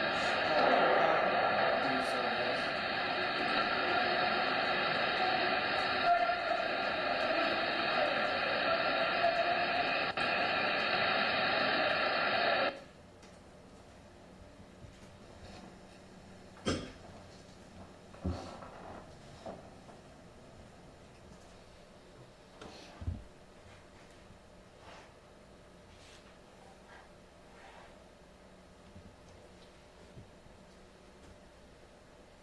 Why was this camera able to move like it was?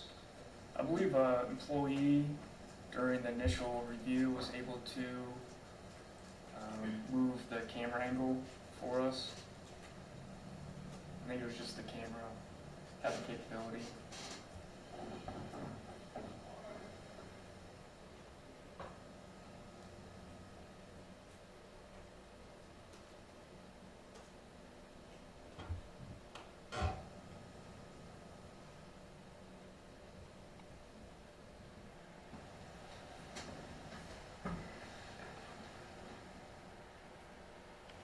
Does something fall off Mr. Foster when he's running after Nick Harris? Yes, we believe it was his Supreme hat, which, if you look, it kind of looks like an employee may have picked it up and then sets it near the door, which is where it was recovered, or I guess on the ground. All right, so this thing right here? Yes, and Okay. actually, I believe somebody will pick it up as they walk by. Yep, right there.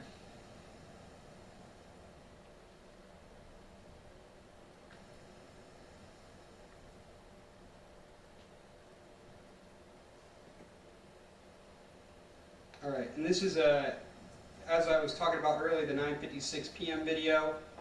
He walked this way, right? Yes, Okay, in this video, what way does he walk? so he's gonna go this way. And where's he heading toward now? The QA office.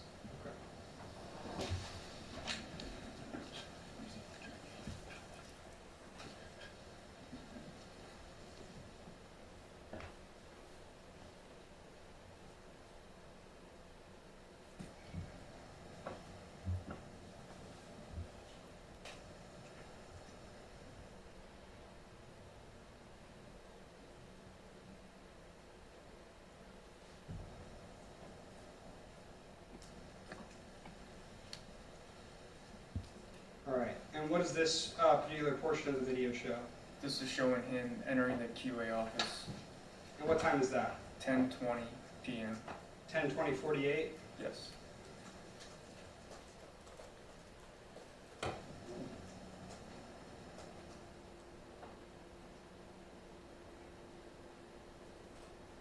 And who do you believe that is that ran out of QA? Sager Wagley.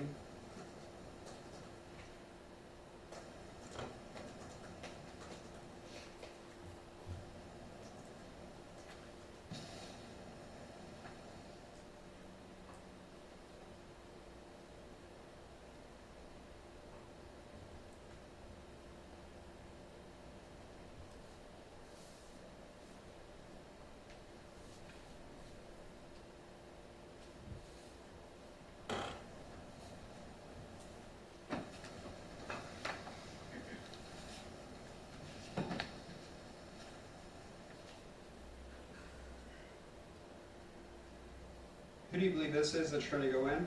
Tika Tinesina?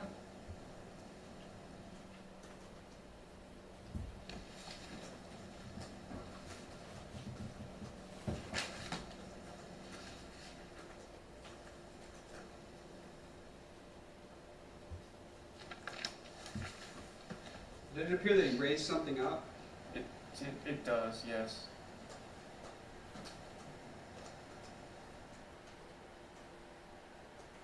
And who ran out after that person? Bruce Foster.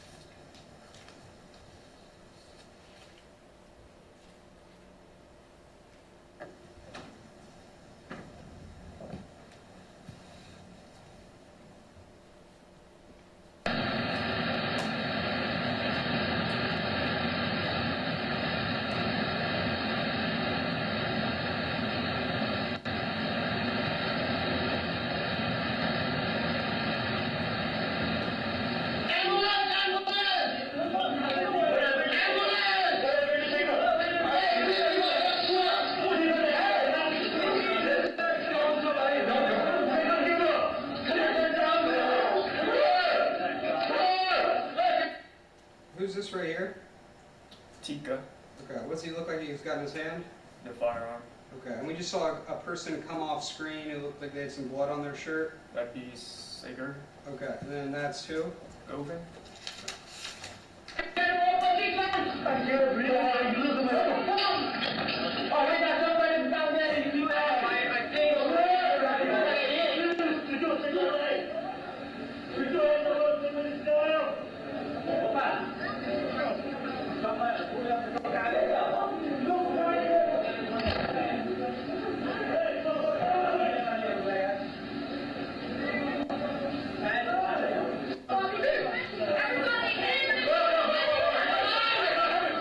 What color is this person's backpack right here? Appears to be clear.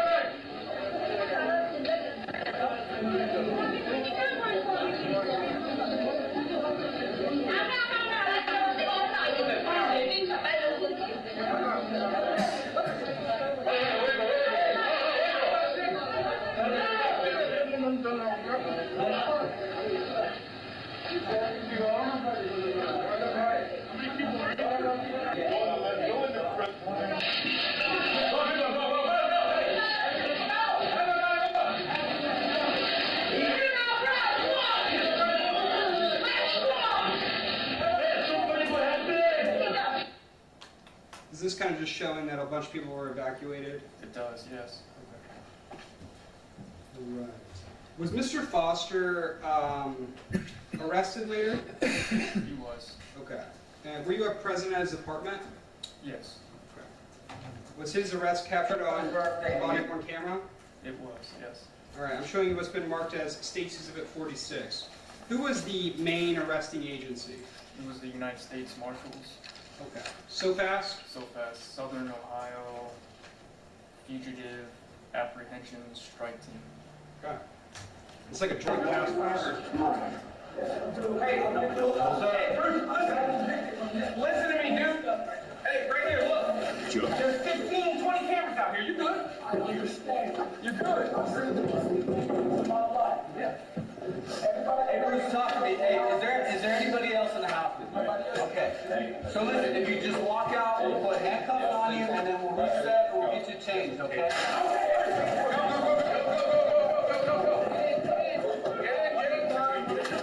Get that shoe on. Get that shoe on.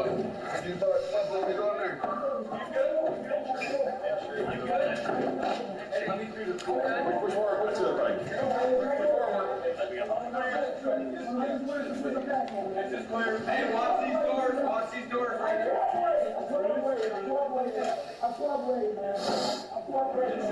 Do you have that body back there? He's got a lot of shields. We got a bunch of boxer around. We're good. Yeah. Go that way. Go that way. We got two doors right here. Hey, we got one here. Put it right there. Up against the door.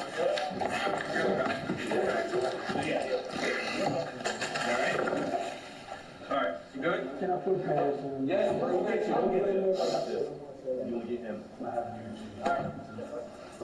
Hey, this court is not clear, but we got eyes on it. Yeah. Let's get him out first. Where at?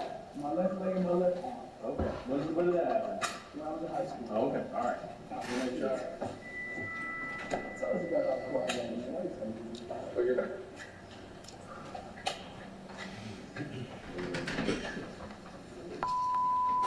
Anybody else in here, brother? No one else is here. All right. Let's so that's the thing. So that's one gets. No. Good. We're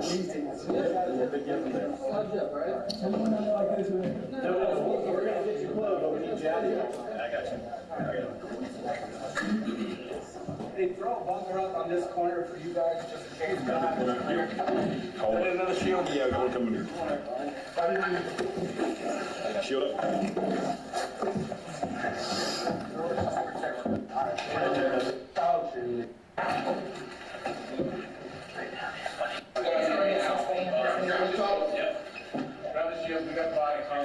Face the ball, buddy. Face the ball. Thank you.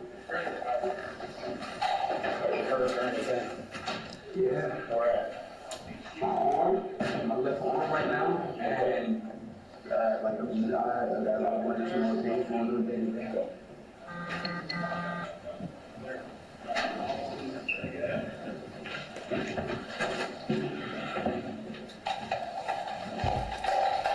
Can I ask you something you know?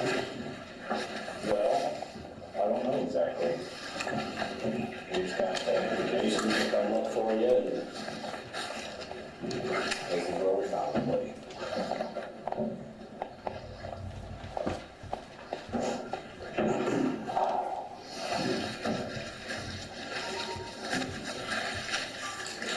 That's crazy. Good, we grabbed your clothes out of here. I just made some pants, man. Where are your pants at? Just grab any one, man. So on the couch or something, like on the floor. Get some shoes that you can slide on. Do it. They're by the closet. Any one, man. Just any other stuff that is in. That's not in the bathroom. Awesome. Did he just say grab any of my stuff, just not that's in the bathroom? Yes. Oh, what was in the bathroom? In the bathroom would be where we found the bloodstained clothing matching what was observed on the KDC video. So he wanted clothes, just not the bloody clothes. Yes. And where was Mr. Foster taken after he was arrested? Post-arrest taken to the New Albany Police Department for attempted interview. Okay. And who was present during that interview with Mr. Foster? So that would be BCI Special Agent James Poole and New Albany Detective Sergeant Joel Strawler. Your Honor, this is a long video. Do you want to take a break? Yeah, let's take a 15 minutes. All rise. There's no recess.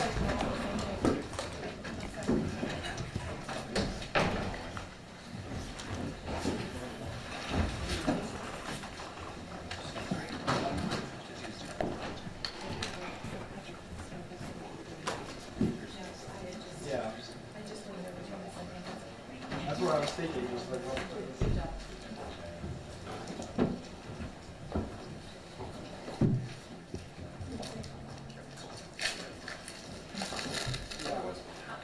yeah. I mean, I'm trying to remember the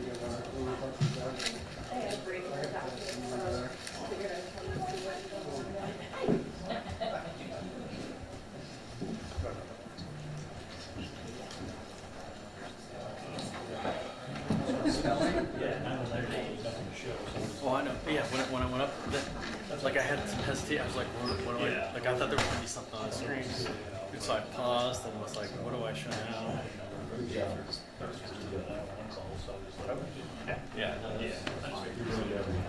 Oh, that flare is great. I know. It's up top. It's up top. Yes.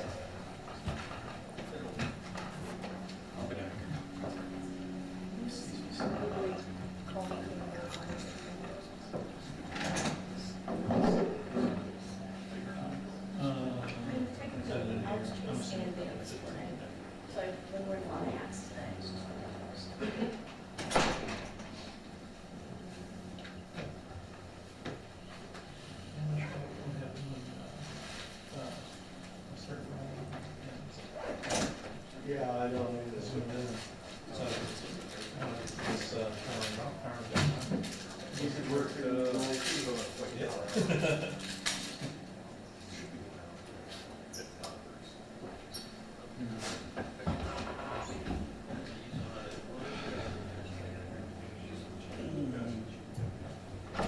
So Chris, 10 minutes ago, Jeremy texted me they want a vote stop for the news. It was written, I emailed it to you. Okay. And everybody, so you should have this. Okay. The time code around, the Uber driver, kind of like the time, so you just have to listen for a second, It's within that. I want to go to a bathroom, you don't need anything.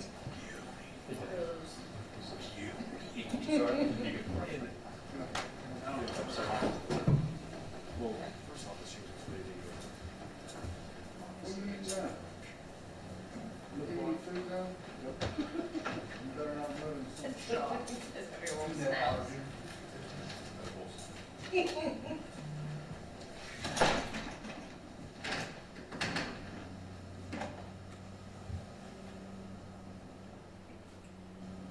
I'm gonna say this and I'll probably be the one who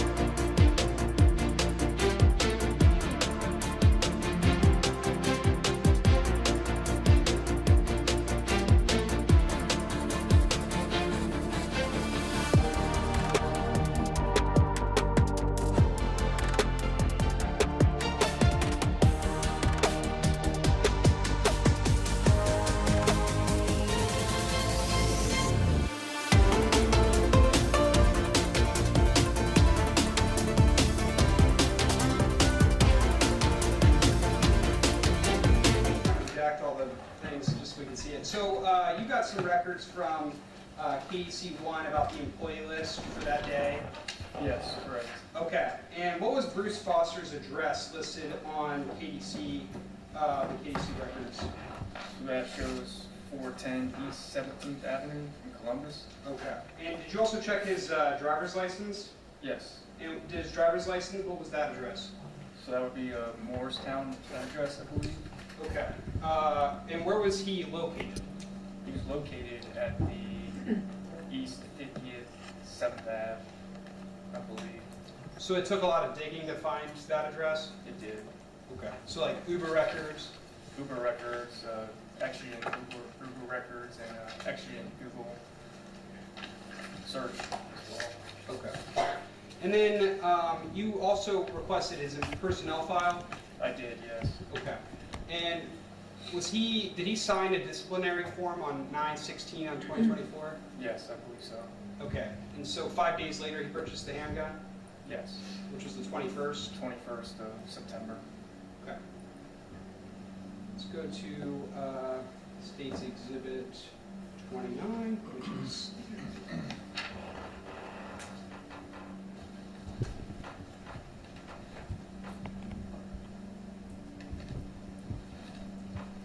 verbatim, and the question.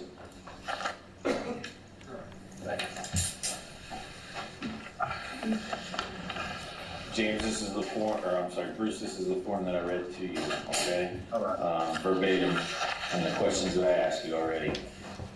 You're more than welcome to read through that if you want. If you feel like it, and just a signature does not admit any type of guilt or association with anything, it just states that you received a copy of this, and these were read to you. Through my constitutional rights. Yes, sir. Yep. Okay, could I have a translator in court? Absolutely. Okay, so would that be marked yes here? Or This is that just for for the moment? just for the moment, for the interview purposes. Okay, I will need one for court though. Okay. All right. What would the purpose be for that? Like just, Speak Hebrew, just everybody doesn't understand Hebrew or Spanish. Some people choose French. yeah. Okay. So, Yeah. I That's your right. get Yeah. my birth through. Absolutely. Okay.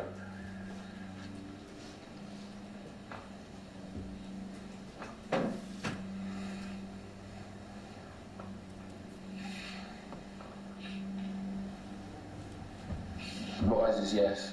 Why is this both?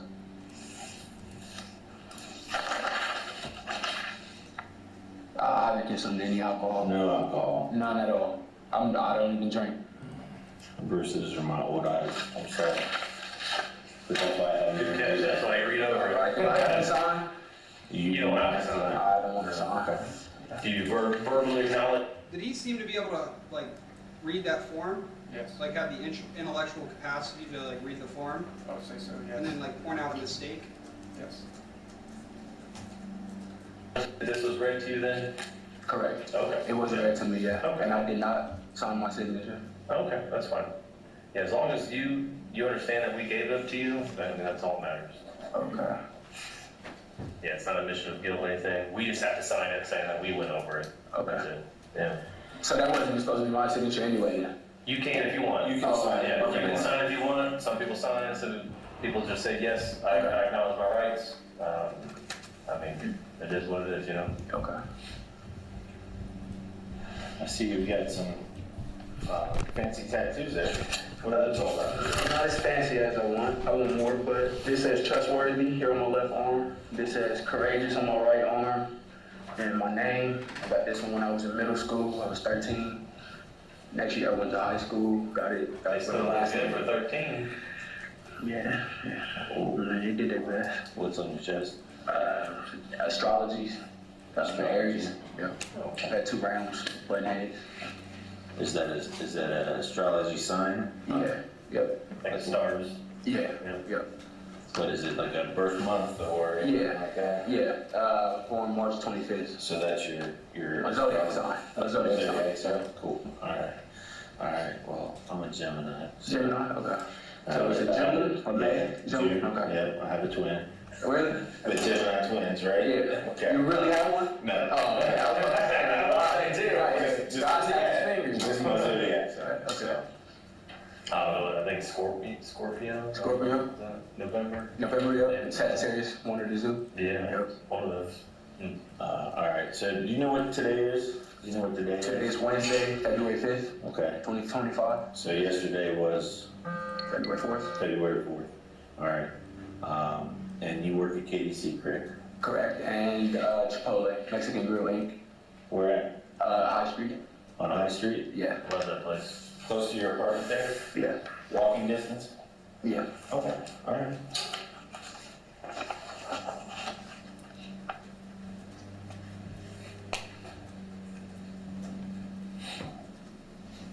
You like Ethan? I love it. Yeah. I'm actually an ambassador. I'm actually an ambassador for the brand. I can eat there every day.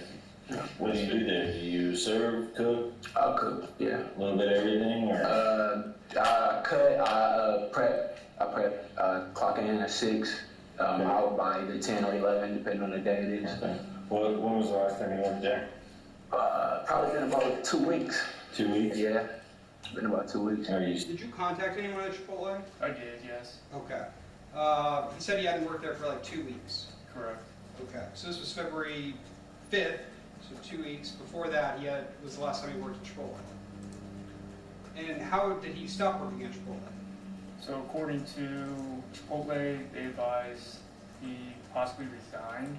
There's kind of conflicting stories about it based on a former team lead I spoke with, who advised he thought he had quit or was terminated.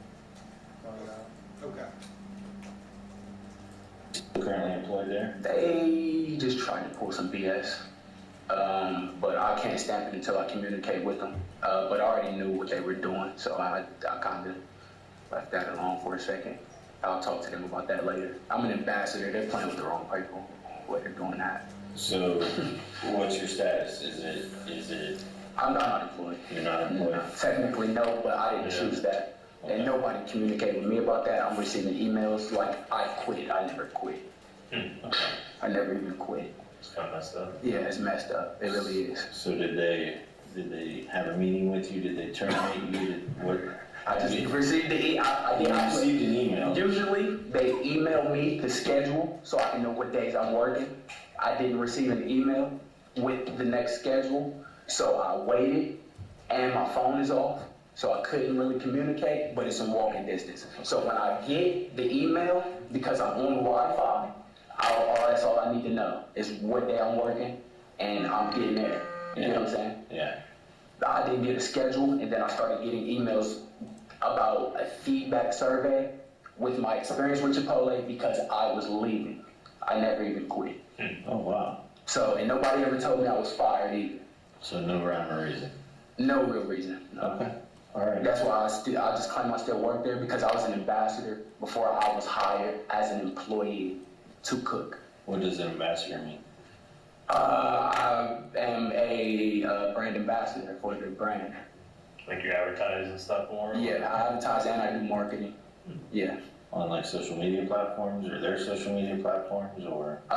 Everywhere. Social media, stock advice. I give stock advice. Okay. So the whole time their stock has been increasing to $4,000 and their brand has been placed on commercials for the NBA finals. Some of those things were my idea. Okay. Yeah. All right. And obviously you're compensated for that when that happens? No, I've never been compensated. Really? But that's why I am actually employed to cook. I don't mind doing it, but I am expecting a check for my return on investment. Okay. Someone brought me a check in high school for me being an ambassador. Okay. We took a picture and I asked, could I reinvest the check into that location? Okay. All right? Because I pull strings for Ohio State. Okay. Does that make sense? It does. It does, okay. Absolutely. I pull strings for Ohio State, so I wanted it right there because I know how to capitalize. Okay. That will make me a lot more money with them winning national championships and being viral or even popular. Absolutely. All right? The Ohio State. The Ohio State University. I forgot to get your cup of water. Yeah, thank you. Appreciate it. Not OU, right? Not OU. You know that's the oldest school in the state? OU is? Yeah. Really? That's crazy. It was like 1804 or something like that. It became a college. Yeah, that's crazy. But yeah, I was expecting to be brought my return on investment. So that's why I wanted to stay there until I could move on with my life. Did they have like a time cap or something? Like you had to like keep it in there for 5 years or something? I believe so, yeah. It was scheduled for around this time. It was like close to, I let them know it would be around this time to come see me when I was 28. That would be the safest for both of us. Yeah. It's a good time. But I don't know how to get in contact with him. Hoping that he wouldn't forget about me. And I just continued to work until things get better for me. Yeah. It looks like it just won't fucking happen. All right, so we've got Chipotle covered, and your current job is at KDC 1. Correct. How long have you worked at KDC? It's been about, 2025, about 7 years maybe, something like that. That's a long time. Yeah. What is your position considered? What's your position called? What position or title do you hold at KDC? At KDC, I'm a quality assurance inspector. Okay. Quality assurance inspector. Yeah. Quality control. Yep. So what do you do for that job? I check the labels on all of the bottles, whatever line I'm assigned to make sure that they're pretty much represent the brand correctly and they're not skewed labels or there's not like too many wedding bubbles or anything on the label, so that pretty much the product is presentable so that it can be bought. Yeah. And it's to make sure that the liquid levels are at the appropriate level. My job is to make sure that the boxes are sealed and they're not loose, nothing's falling out, there's no debris. Yeah, because no one wants to buy a broken bottle. Or Right, nobody wants the cap jacked up, yeah. Nobody wants the collar jammed, nobody wants it leaking, right. That's the worst. What products does KDC make? Is a lot of that like limited? It is limited brands, yes. It's all limited brands, Bath and Body Works, Victoria's Secret. Okay. Yeah. So it's all right there in that community. Everything you make there goes someplace else within that community, and you know, if you're making the bottles, they're getting filled someplace else. Is that correct, or are you? They're filled there at the location. Yeah, there are machines that fill the bottle themselves. Okay. So once the product is made and they come down the assembly line, I pull a box. Once the packers pack the product, and I open the box and I inspect the whole box. So the bottle's loaded on the conveyor, but the bottles are made someplace else, or KDC makes those bottles too? The bottles itself are ordered from Amcor and Axiom. So we, in the warehouse, they get those from the warehouse. They get those skids from the warehouse and dump them in the machine. Yeah. And then they're filled by the machine, by the liquid machine. And they get a label put on them, lid screwed on them. Correct. And you inspect all that? Correct. For quality control? Correct. It's an important job, huh? Yes. Okay. You take pride in that job? I do, definitely. Good. Yeah. You've been there 7 years. Yeah. I'm assuming they do like reviews, performance evaluations, things like that. Yep. Good reviews, good performance evaluations.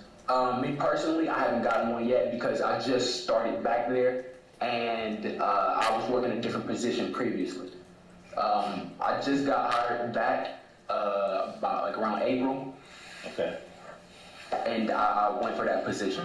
Okay. Previously, I was working in the warehouse. Okay. Through material coordinator. Okay. Yeah. Okay. So 7 years total, but 2 separate stints. Is that fair? Correct. Okay. Yep. All right. Let's talk about your day yesterday.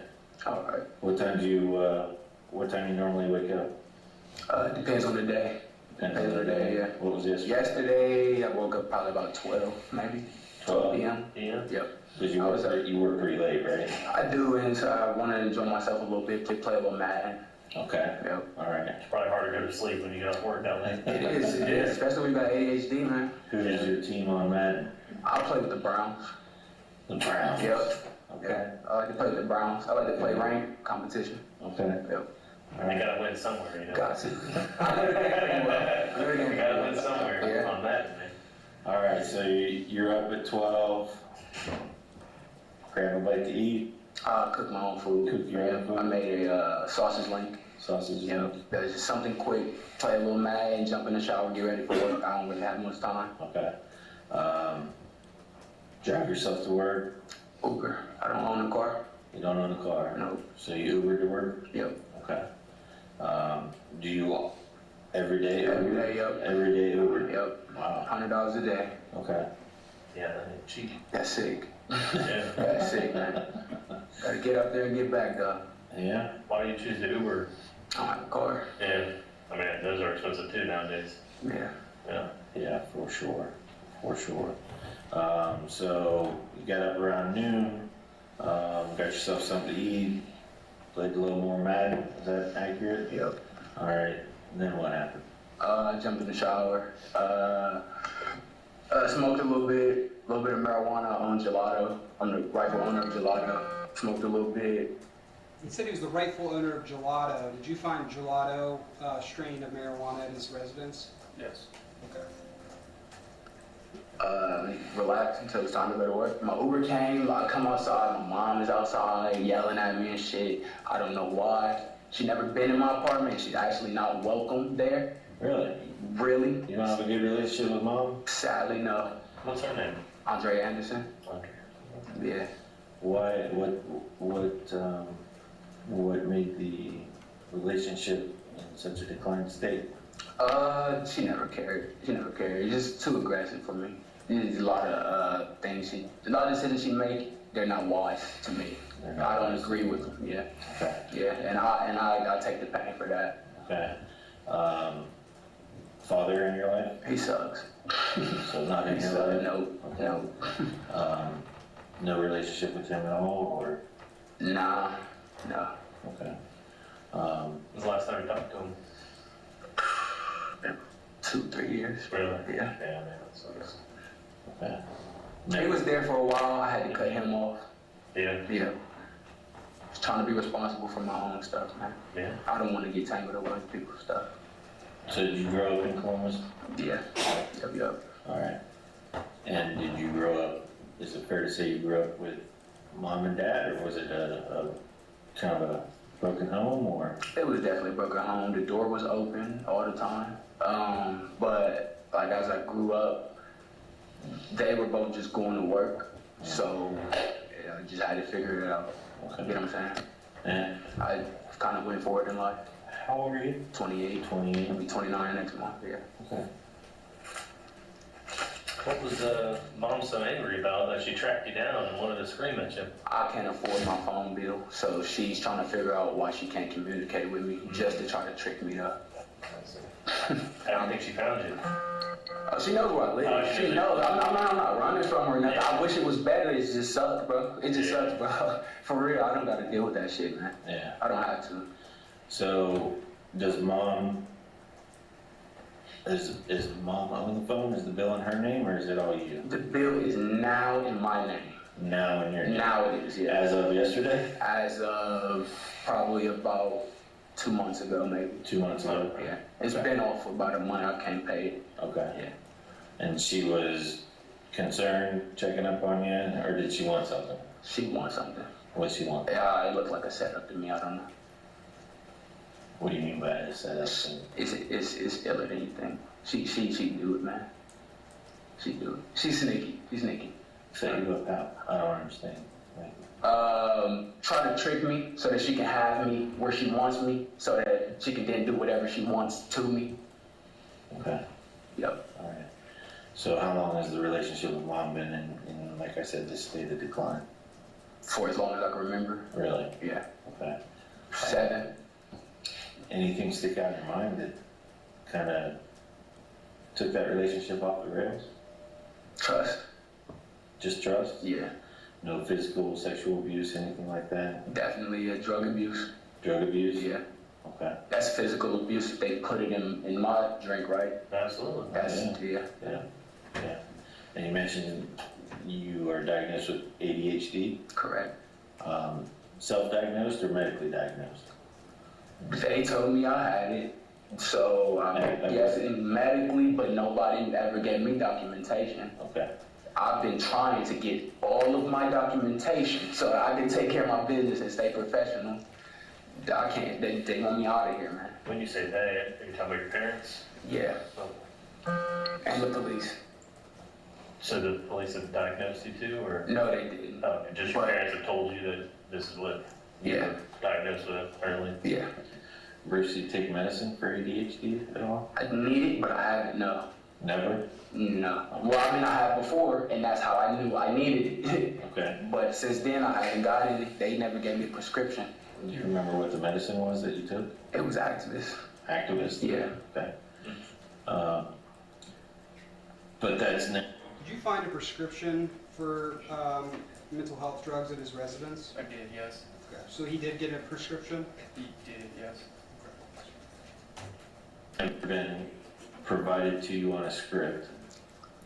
Correct. Okay, on a prescription, I'm sorry. Correct. And, Well, when I was a child, it might have been. I don't know. Okay. I don't know. But as far as me retrieving it myself, I have not had access. okay, so what's the ADHD do to you? How's it affect you? It feels like a thriller. You get what I'm saying? Some days I get along, and I'm charged to do what's on my mind. Some days it's to learn. Some days it's to read and find new information and see what I can do in the world with that. Some days I'm just pissed off about my real situation and why I can't get outside. Yeah. So it's either or. Well, obviously you're. And I like athletics. Yeah. I'm energized most days. Some days, a lot of days I'm not feeling good, but I can still get up and move around. Yeah. So you're an educated man. We've established that. I believe so, Speak yeah. 3 languages, have an Correct. associate's degree. Yes. Work hard. Yes.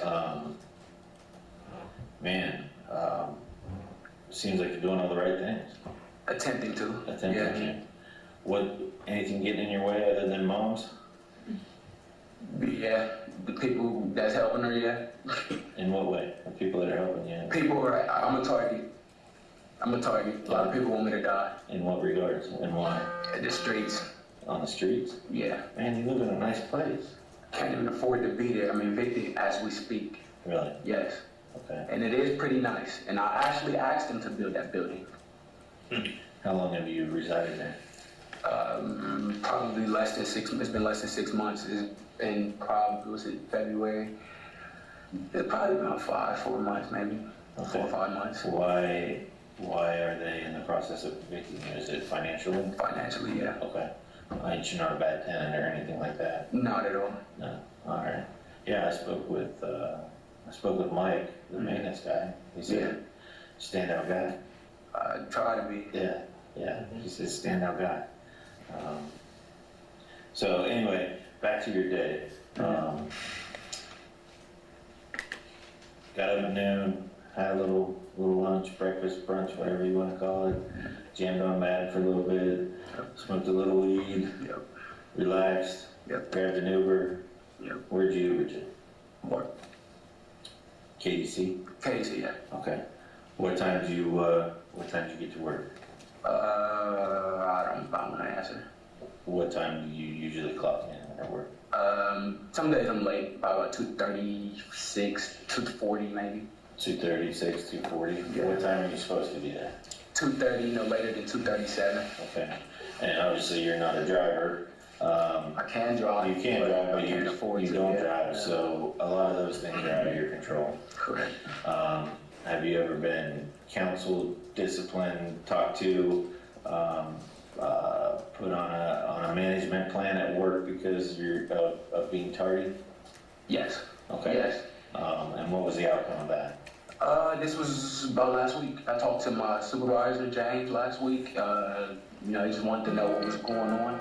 A couple of days I missed work. I texted Vignesh and him to let him know I wouldn't be there because I can't get out there. I didn't have the money to afford an Uber to get to work, so I had to stay home. I literally had to stay home or until I got paid that Friday. So I missed 2 days just to wait for the paycheck. But you followed all the proper protocol to call your supervisor and say, look, I can't get out there. Yes. Sorry, can't come in. Correct. Okay. So. And I told them why. Yeah. They know why. They pretty much know why. Yeah. But it sounds like James thinks you're a good employee? You have to ask him. Okay. Yeah. What's your opinion of James? Do you think that he thinks you're a good employee? I think they understand that I'm trying hard and that I'm giving my best effort. They've complimented me about the way that I look at the bottles and my approach to work. But their problem was that I was moving a little slow. They feel like I should inspect the product faster and be on the other line faster. Okay. I multitask. That kind of jams me with my ADHD. I kind of have to. I feel like I have to. And for me to even like make any money or any progress for myself or profits, I have to do the same thing. Okay. So you like to multitask? I do, yeah. I like to stay busy, yeah. Okay. Sometimes your multitasking, is it fair to say, gets in the way of your performance then? I guess. I mean, I'm really expecting a product, so I'd rather do it the way I'm doing it. I get to both the lines. Everybody does it different. Some people will IP the box, which means they don't check the whole box. They survey half the box and they have to close it because of timing. I got so much going on here that I actually inspect the whole box. I never really IP unless it really has to happen. Okay. All right. Some people cut themselves enough time to sit down. I'm not complaining about it, but I like to do it different. Okay. Yeah. And you said you don't know what time you showed up to work yesterday, or you don't want to tell me? I don't know the real time, but I mean, if you can check the clock will show you the real time. Okay. Were you on time or were you late? I was late a little bit. Yeah. Late a little bit. Yeah. Anything said to you yesterday about being late? I mean. Yesterday, no. Okay. Yesterday, no. The day before, yes. Okay. All right. So you got to work. What's your normal work schedule at KDC? Like Monday through Friday, 2:30 to 11 p.m. Oh man, you got a good shift out there, huh? It's working. It's working. Would you rather have like the first shift hours, the daylight hours? No, I used to work third shift. You like third shift better? I really just need the money, man. That's why I work third shift. I just needed more money. Yeah. I quit, came back to work second shift because I didn't like the way it made my body feel, and I want to live a different lifestyle. Okay. You get what I'm saying? I really don't want to clock in every day. Yeah. All right. I wanted to be a self-entrepreneur. Yeah, kind of work from home kind of deal. Get out there and hustle on the streets. Definitely. Yes. Do your own thing. Yes. Communicate with people. Network. Be your own person. Yes. I applaud that. I understand it. 100%. It takes a lot of self-motivation to do that too. Yeah. It has to be on your mind. Wherever your mind at is where your time is at. Yeah. So normal day of work yesterday? Yeah. Yeah. Time did you punch out? About like 10. Something like that. Yeah. Okay. Called an Uber to get home? Yep. Okay. And they dropped you off at home? Yep. What time do you think you got back home? From your Uber ride? I don't know. Do you often find yourself getting the same driver? No. I had the same driver multiple times, but it's not every time. It's not too much to where I'm like, you get what I'm saying? Like, I guess you're the one around here, you taxi guy around here, you get what I'm saying? Yeah. Nothing like that. Okay. You know, see somebody like, hey, didn't I drop you off before? I'm like, yeah, you dropped me off before. I remember you. Okay. Yeah. All right. So you punched out regular time, grabbed your Uber, and went home. Went home. Okay. I'm sure that you've heard by now what happened out there at KDC. Yeah. Okay. Tell us what you know about that, what you've heard about it. Nothing. Nothing? No, I don't got anything. You don't have anything? No. You just said that you knew. I heard. You said heard. I heard. Yeah. They just told me. What did you hear? They said some people got killed out there. Okay. All right. Out here, actually, yeah. All right. Do you know anything about that? I'd rather talk to a lawyer. You'd rather talk to a lawyer? Yeah. Okay. Do you have a lawyer that you can call? I don't have anything. You don't have anything? No. I don't got an apartment, a car, nothing. Okay. Did anyone like attack you or anything yesterday? Everybody started running.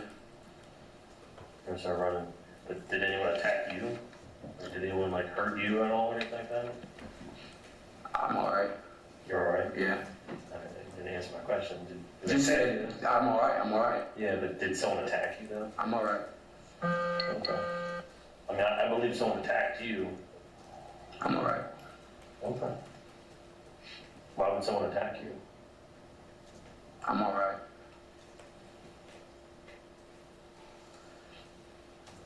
Was he given the opportunity to, say that someone attacked him or someone, pulled a gun on him or was going to do something to him? Yes. Okay. Did he say he was attacked? He kept saying I'm all right. Okay. So he never said that anyone attacked him? I don't believe so, no. Okay. He said he heard what happened, Yes, not that he knew. correct. Okay. So he didn't say I was the shooter. No. And then he said everybody started running. He didn't say, oh, it was because of me. He did not, no. He's seeming to, like, my view of it, what would your view be in terms of someone who, if they weren't involved and just a witness, would they provide more information? That'd be accurate, yes. But if they were, like, maybe trying to hide something, would they be answering questions similar to how he is? Could be, yes. Did you want to talk about this at all? Honestly, no. I got tased this morning. You got what this morning? Tased. Taser? Taser. Taser? Yeah, taser. Okay. Do you know why you got tasered? No. You have no idea why you got tasered? No. Why marshals are at your house, anything like that? No. No. Well, Bruce, I was at your apartment. Okay, it's a nice apartment. It It's is. really nice. Yeah, it's small though. Um, Did you go in? Did you go in? I stepped in. Yeah. In my apartment, my unit? Yeah, I stepped Okay. in. Yeah, I stepped in there. How long do you think it'll be until they start the search warrant? I have no idea. I've been here with you, so I have no idea. Okay. But what I do want to tell you though is, when your body feels stressed, Yeah. and it does a lot of weird stuff. Yeah, I understand. And you I can't- help a lot of people. And you can't control it either sometimes. Right. And but what I did notice was that there was some puke on the ground. Yeah. I noticed In my that. bathroom? Yeah. And that's not just like sick puke. That's like your body is stressed. Right, it had to come out. It had to come out, yeah. It had to come out, yeah. Which is a good thing because your body's trying to protect you. Right, it was just pineapples and beef Yeah. sausage. Yeah. Yeah, and Coca-Cola. But it probably felt good after you did that, right? No. You didn't feel, I you took didn't a feel like shower. the stress came out? I'm always stressed. I'm Yeah. always stressed. That's why I jumped in the shower, so that I could relax. And then that felt a little bit better after that then? A lot better. Yeah. Yep. What also feels better too, when we get things out of us, and there's like a weight on our shoulders, Yeah. and like that physicalness, your body's telling you, hey, get rid of this because you gotta get some weight off your shoulders, right? Right, or the pressure of your heart. Absolutely. Yeah. And when we talk about things, that's the same feeling. It gets that stress off your shoulders. You're right. And right now, I can tell you're a little stressed. Definitely. Yeah. I can't remember a time I haven't been. I'm a businessman in this country. Yeah. It would have never been easy. It would have never been easy. It's not easy being It a would have businessman. never been easy. No. Is there anything that you want to say that will just relieve that stress, man? That will just make you feel better? I know that you were attacked today, or yesterday. I'm getting my days mixed up. And I know that there's a side of the story here that we're not getting because it's your story. Okay, you're the only one that can tell your story, your side of things. Is there anything that you want to tell us about your side of the story that'll make you feel better, that will just help us understand what's going on? As far as a story, I don't have a story. Yeah, but the truth. The truth is Your I story am is your peaceful. truth. Yeah, I am peaceful. Okay. And I wish that it could stay that way. Okay. Why wouldn't it stay that way? A lot of people attack me, like you said. Yeah. Yeah, like my mom being outside my apartment, Mm-hmm. trying to trick me. That's an attack. What happened after that? Like, Did his mom physically attack him? I don't know. Okay. Did you have any reason to believe that she physically attacked him? I didn't have any reason, no. did you just break away? Did you end up fighting with her? What happened? I actually would like you guys to pull that camera footage for both days because I don't know why she came the next day. I cussed her out the first day because I'm trying to figure out right. No, the first day I seen her, I cussed her out because she already knows what she's doing, and they keep insulting my intelligence by continuing to try to hurt me. Is this outside of your apartment? Yes. Like how? as soon as I walk out the door, she's parked. She's right there parked already. Didn't invite her, and that's just strange to me. That's strange. All right. I don't gotta take that. I needed to know what she wanted. She cussing me out. She yelling. She's like, why you cut your phone off or something? Like, did you block my number? Like, why I can't talk to you? You get what I'm saying? She never had shit to talk about. I got shit to do in life. I got shit to do. Absolutely. All right, that shit is old to me. That shit is fucking old. She just keeps showing up. She just keeps fucking playing with my life. All right. I would like for y'all to pull that footage just so y'all can see it. I wrote it down. Yeah, but I didn't hurt her or nothing. She stayed right there yesterday.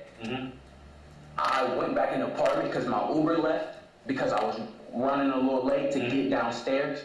So I had to order another one, and my phone is off. So I had to go back upstairs to my apartment To get Wi-Fi? just to use the Wi-Fi. All right, just to order another one to go back downstairs to get to work. That's stressful, man. So I come back downstairs and she's still outside the apartment. Yeah. I just got an Uber. I don't have to deal with that. That's fucking my timing. That's playing with my time. I don't need that. Now, is there anyone at work that's like that to you? That bugs you like that, or like? I don't really talk to too many people, honestly. I don't really talk to anybody. Nobody really talks to me. Yeah. So does anyone like treat you like that? Like that keeps pestering you about things, or keeps getting into your face about things, or anything like that? Nobody's in my face. That attacks you or anything like that? Nobody's in my face. No. So. So he was asked if anyone attacks him at work or is in his face. And what does he say? He kind of dismissive about it. Okay, it says nobody's in my face? Yeah, correct. Okay. Is kind of like supporting you at work then? Nobody supports me. Okay. Everybody's doing their job. Yeah. So it's just people leave you alone then? Or? Yeah. So no one at work attacked you yesterday? No. Everybody was just running, man. Why was everyone running? Nigga, I don't know. Yeah. Well, I'm gonna be frank with you, man. Okay? There's video surveillance, just like the apartment complex. Yep. Like, I'm gonna look out for you to make sure, like, everything's going kosher. All right. There's video surveillance at the warehouse, okay? Understood. We've seen everything. You know, we know everything, but we don't, right? Because we don't know. have to communicate. We don't know your truth. Right. We don't know your story. Right. So that's why we're sitting here. Understood. And you have that right to be able to give your side of the story, right? Because that's your truth. Correct. You know? And so that's all we're here, is to make sure that you get your side out, because I believe that, you know, you were attacked. People are against you. People are trying to put you down. There are people against me. So, but that stuff stays in the streets, man. Yeah. Cause this is a bunch of sneaky stuff, man. Mm-hmm. You know what I'm saying? You can't, like if I pick the phone up and say, hey, 911, somebody over here is plotting on me. Could you talk to him? It wouldn't even happen. They'd be like, okay, we figure it out, and then nothing will happen. Maybe in Columbus. Right. In Columbus, correct. In Columbus, I've never had an experience with the officers out here. there and take care of Columbus wouldn't. I wouldn't know, man. Yeah.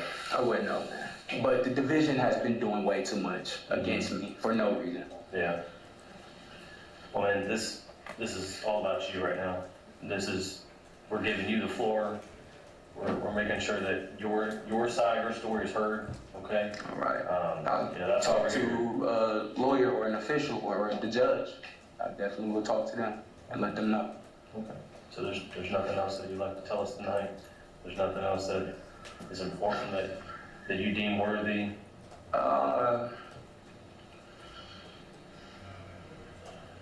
Think of it like this, Bruce.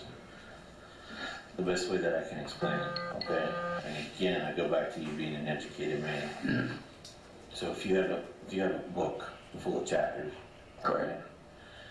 Chapter 1, first part of your life, all right? Chapter 2's second half of your life, all right? Chapter 3 is kind of here and now, what's happened, okay? We can't go back, we can't dwell on that, we can't change the past, all right? And you're right. So now we're coming up on chapter 4, which is the last chapter of this chapter book. Okay. You feel me? I understand what your analogy. I do understand your analogy, yeah. Who do you want to write that last chapter for you? All right? Do you want myself and Special Agent Poole to write that last chapter? Do you want the people at your work? Is that my book? That is your book. I didn't choose the first chapters. I didn't write the. They're all about you, though. Who's writing That's that? your life. I don't want to do this analogy anymore. You don't want to do this analogy? Okay. Because somebody else is writing it. You wrote chapters 1 through 3. Okay. New analogy. Okay. I've written 1 through 3 now. You wrote okay. 1 through 3. You're kind of given one, right? Because you don't get to choose your family. No. Right. No. And that's how you want to put it. Yeah, even if you wrote that, you would acknowledge that, correct? That just like What I've been through. Yeah. About my family, of course. Yeah. Of course. And this is the thing, man. That's so important to you, who you are. Yeah. You really. That's where you've been, where you want to go. Correct. Okay. That's all I'm focused on. So we're gonna write this last chapter together. Is it gonna be the 3 of us writing this chapter together, or is it just gonna be the 2 of us writing this chapter when we don't know what to put in that chapter book? All right. We don't know what you were feeling. We don't know what your thoughts were. We don't know anything. You don't understand how I feel? I don't know. That's why we're giving you the floor. Man. So you can share with chapter us. 1, man? So you can share with us. What about chapter 1? Like you said, it's in the past. That's where it starts, though, right? But it's in the past, though. We can't change that. We're just writing it, right? Chapter 4, we're coming up to it. Yeah. So we're all reading. We're reading. Yeah. Well, You said we have to write forward together. Writing. Yes, we're writing. You asked me, are we writing it together? Yeah. Or are you 2 writing it? Yeah. I don't want to write it. Right, that's what he asked me. Though. Yeah, I don't want to write it. That's what I'm telling you. I don't want to write it. Okay, I understand. You don't want to, okay. I don't want to write a story for someone I don't know. Right? Right, and it could be false. Exactly. Right, Yeah. and that's how I feel as well. Like I said, your side of the story is your truth. Right. I can't make up your truth, right? Correct. I can't make up how you felt yesterday. I can't make up. I'm stressed every day. I can't make up what the things you were going through yesterday. I can't make that up. That's your truth. Yeah. Yeah. Yeah. So would you like to share that truth with us? Would you like to tell us how you were feeling yesterday? Stress. Yeah. And Upset, frustrated that my mom's still playing with me. Mm-hmm. Yeah, everybody's still playing with me. What else? Everybody's still playing with me. When you say everybody, let's name some names, man. I feel like nobody on this planet is on my side. Okay. And I did nothing to nobody. I actually became a businessman. Yeah. And I only got better in it. I only got better in it the whole way. The waves of the world, man. That's what's going on. Yeah. Running through the wind, man. Yeah. Now, when you say everybody, I can't count one person to depend on. Is there anyone at work that you can depend on? No. No. Is there anyone at work that you cannot, definitely not depend on? You wouldn't? None of them. They don't got your back? All of them. All of them? Yeah. Yeah. Siblings? Brother, sister? Can't be trusted. Do you have them though? Yeah, one brother, one sister. Older? Younger? My brother's 1 year older than me. My sister's 4 years older than me. 4 years older? Yeah. You said they can't be trusted. Do you love them? I had love for him. I don't know more. I have to get away from them. Yeah. They don't follow me around or do stuff like that, but they just as sneaky as my parents. And they've helped them attack me before. I see. Not my style. Taking their side of things. Not my style. Yeah. Okay. Well, I want to give you this opportunity. And my heart way bigger than that. You get what I'm saying? You have siblings? I do. You do? You love them? I do. Man, I wish my life was like that. I do. Man, I wish it was that simple for me. You get what I'm saying? If I called them to say, hey, I need a couple bucks, I wouldn't get it. They play around on the phone and shit. Is it because they don't have it, or they're just not going to give it to you? They don't know who I am. Okay. Who are you? I feel like I'm a pretty great person. I I feel like I'm a pretty great person. And I'm going to continue to do what I've been doing. Okay. Is that being courageous? Correct. Trustworthy? Correct. Correct. Enlightened? Yeah. Correct. Vocal? Correct. Well, then be vocal with us, man. That's what I'm doing. I'm communicating with y'all. Yeah, you That's like I just told them, they were banging on my door, the U.S. Marshals. I'm like, okay. So I'm like, they're at the door, let me get to the door. I didn't sit in there and play around. You get what I'm saying? I didn't sit there and fuck around. I started asking them questions so that I could understand if I was safe or not. Absolutely. You got that right. And I do have that right. And I asked them to put some pants on real fast. They said, hurry the fuck up or we're gonna have to bust the door down. So I went on and opened the door. I asked them a question. I said, where are we going? They said, downtown. I said, okay, why am I being taken downtown? They said, we're gonna have to bust the door open. That's their job. They're rushing me. All right, I couldn't put no pants on. All right. They said, show us your hands when you open the door. I said, okay, I'm gonna unlock the door. I unlocked the door. I showed them my right hand so that they could see my other hand was on the door. They said, all right, I showed them my other hand. They bust through and tased me. That's unfortunate. And I opened the door. That's unfortunate. I know, us communicating the first 3 chapters, you don't have a lot of trust for law enforcement. Not at all. I don't have any at all, honestly. Just to be honest with you. You don't have trust with anybody. So Honestly, no, yeah. I trust myself more because I use my hands as work. But particularly law enforcement. Not alone. Not alone. Not alone. Hell no. All right. It's snakes everywhere. It's snakes everywhere. Well, I want you to be able to trust me. All right. I don't think that I've given you any reason not to trust me other than I wear a badge. You haven't, but you haven't. It's life. We're adults. Yeah. I'd like for you to trust Special Agent Poole. All right. All right. Like I said, we're here to help you. We're here to help you write chapter 4. All right. All right.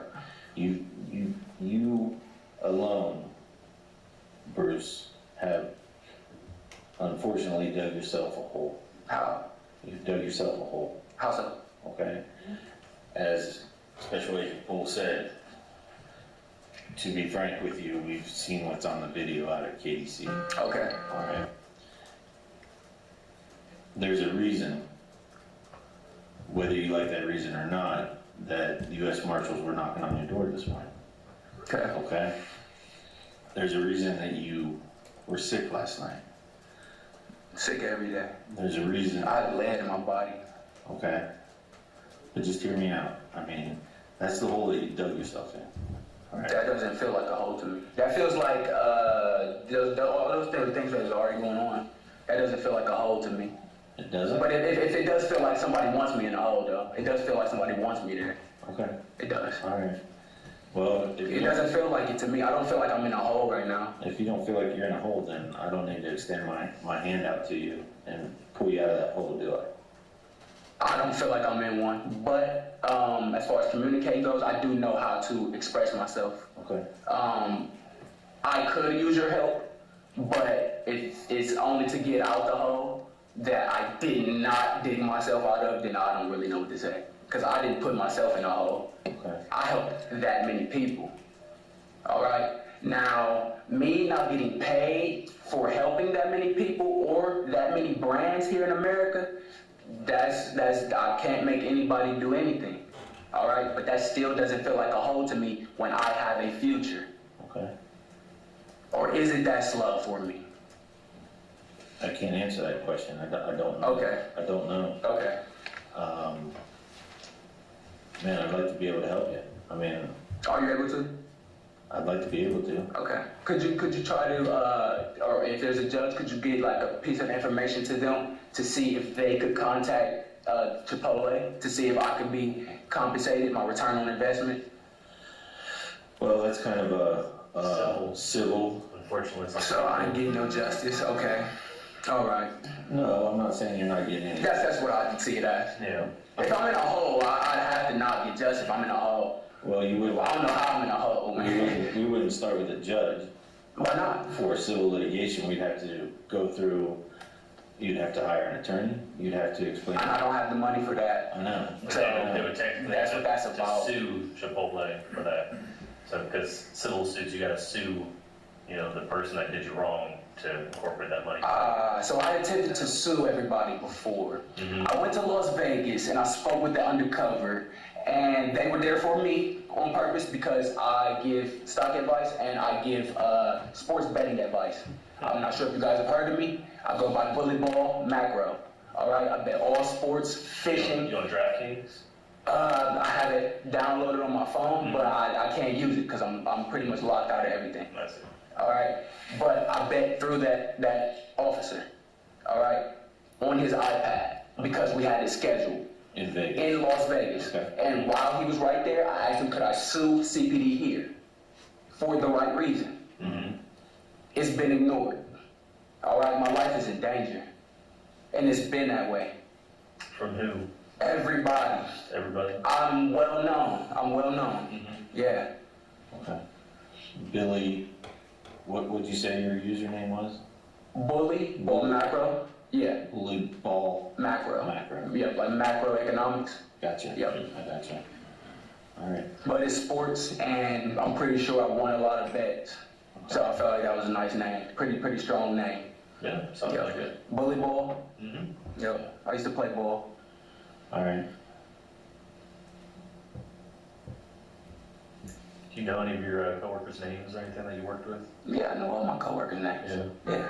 Who's some of the people that have kind of lasted there? So you said you were 7 years, right? Yeah, you said it's been there for a while? Yeah, it's been there for a while, like just as long as you have almost. It's been people there before me, but as far as my remembering, the people that I know, when I started, Mike Carpenter's been there for a while. Saeed Khaligi's been there for as long as I can remember. Who else has been there for a while? I know there's a lot of people there, but you tend to kind of stick around with some of the old folks that have been there as long as you, right? I quit and came back, so my situation's different. But I do know all my coworkers. Who else has been there for a while?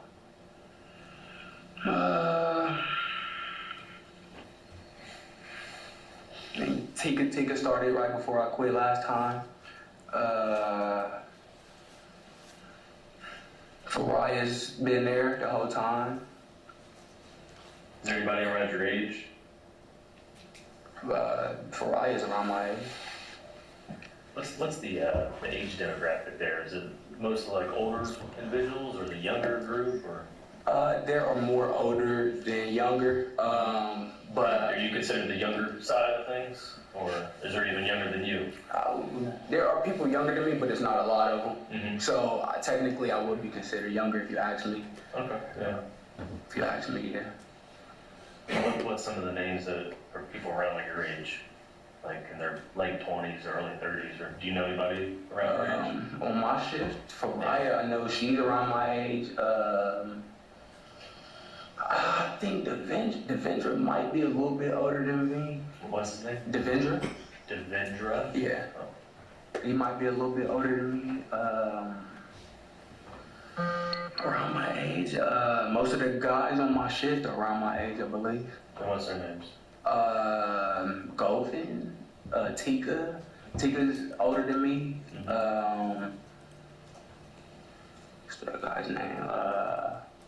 Shekar, Sagar. I think they're all like around my age, either 1 year older or younger, maybe. Does he seem like a decent person? Who is he? How do you pronounce it? Shigar or? It's a Sagar and a Shekar. Oh, there's two different people? Yeah. Oh, it's not a first and last name? No. Oh, okay, so there's Sagar and Shakar? Correct. Okay. Yeah. Do they seem like decent people, or? I don't really talk to him much at all. Yeah. I don't. I remember Shekar from a long time ago, from back when I was in high school. Oh, okay. Yep. So you guys go way back then? We weren't really friends, but I remember him. Acquaintances maybe, or? No, it was an attack.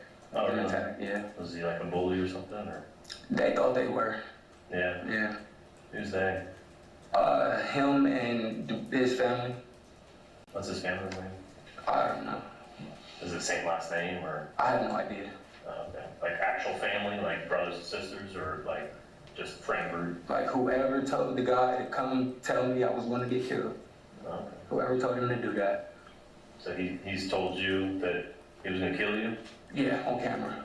When was this? Like 2013. Okay. Yeah. So you were still in high school then, or? Yeah. Okay. Were you able to ask Shakur any questions? No. Just random out of the blue, say he was gonna kill you?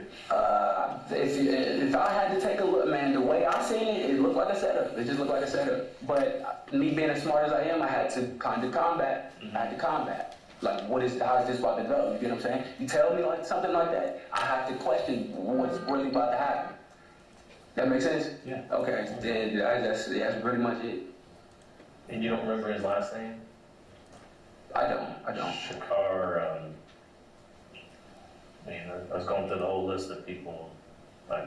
Sometimes I have a photographic memory of those lists, and sometimes What list is that? just a list of all the employees. There's like 300 of them. Yeah, There's so many of them. Yeah, especially that shit changed. Yeah, exactly. But yeah, Shakar and Cigar, they kind of popped out at me because they're interesting names, they're not old names. I can't think of what that last name was. So have you ever had an encounter with him after that? I mean, since you've bumped into my work and stuff. No. After that, after what, 2013, right? I actually invited them to work there. I actually invited them to work there. Why'd you do that?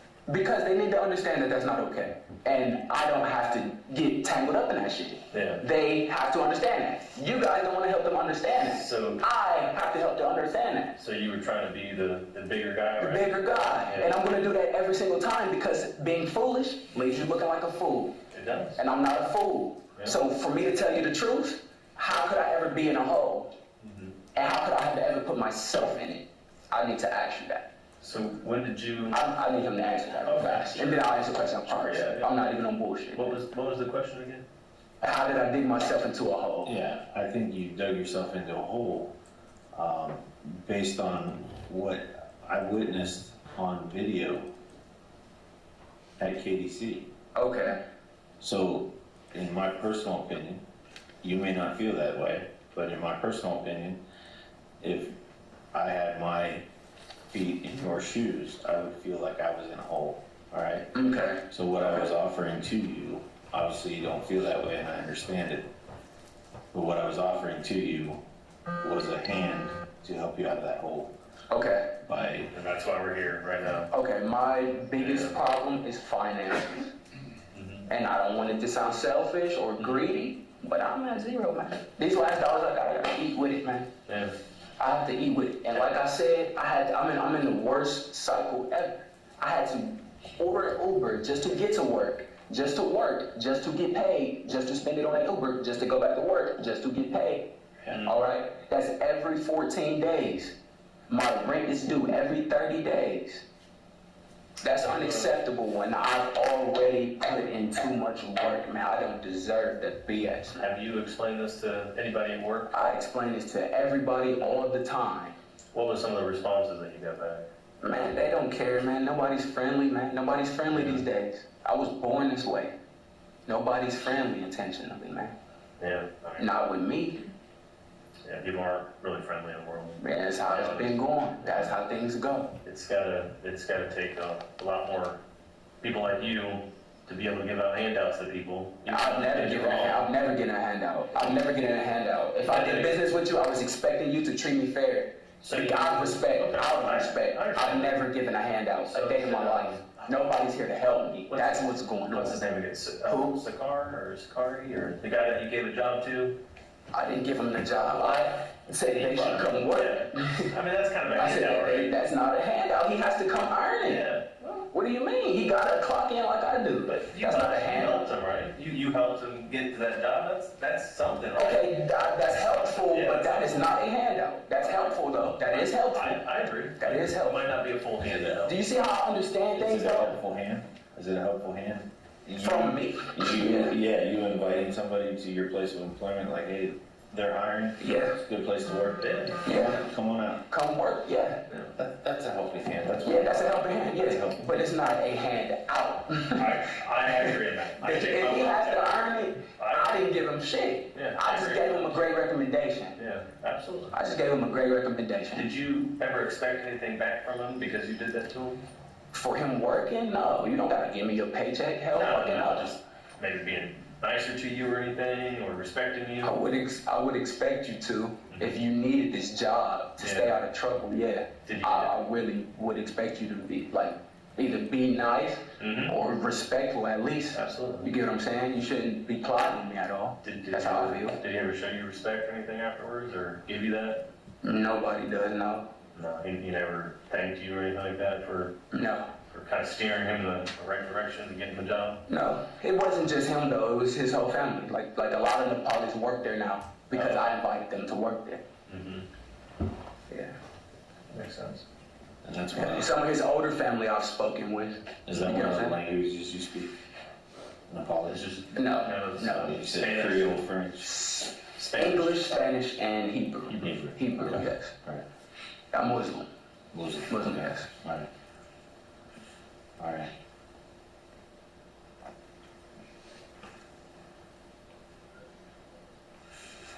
Did you ever know Kyle?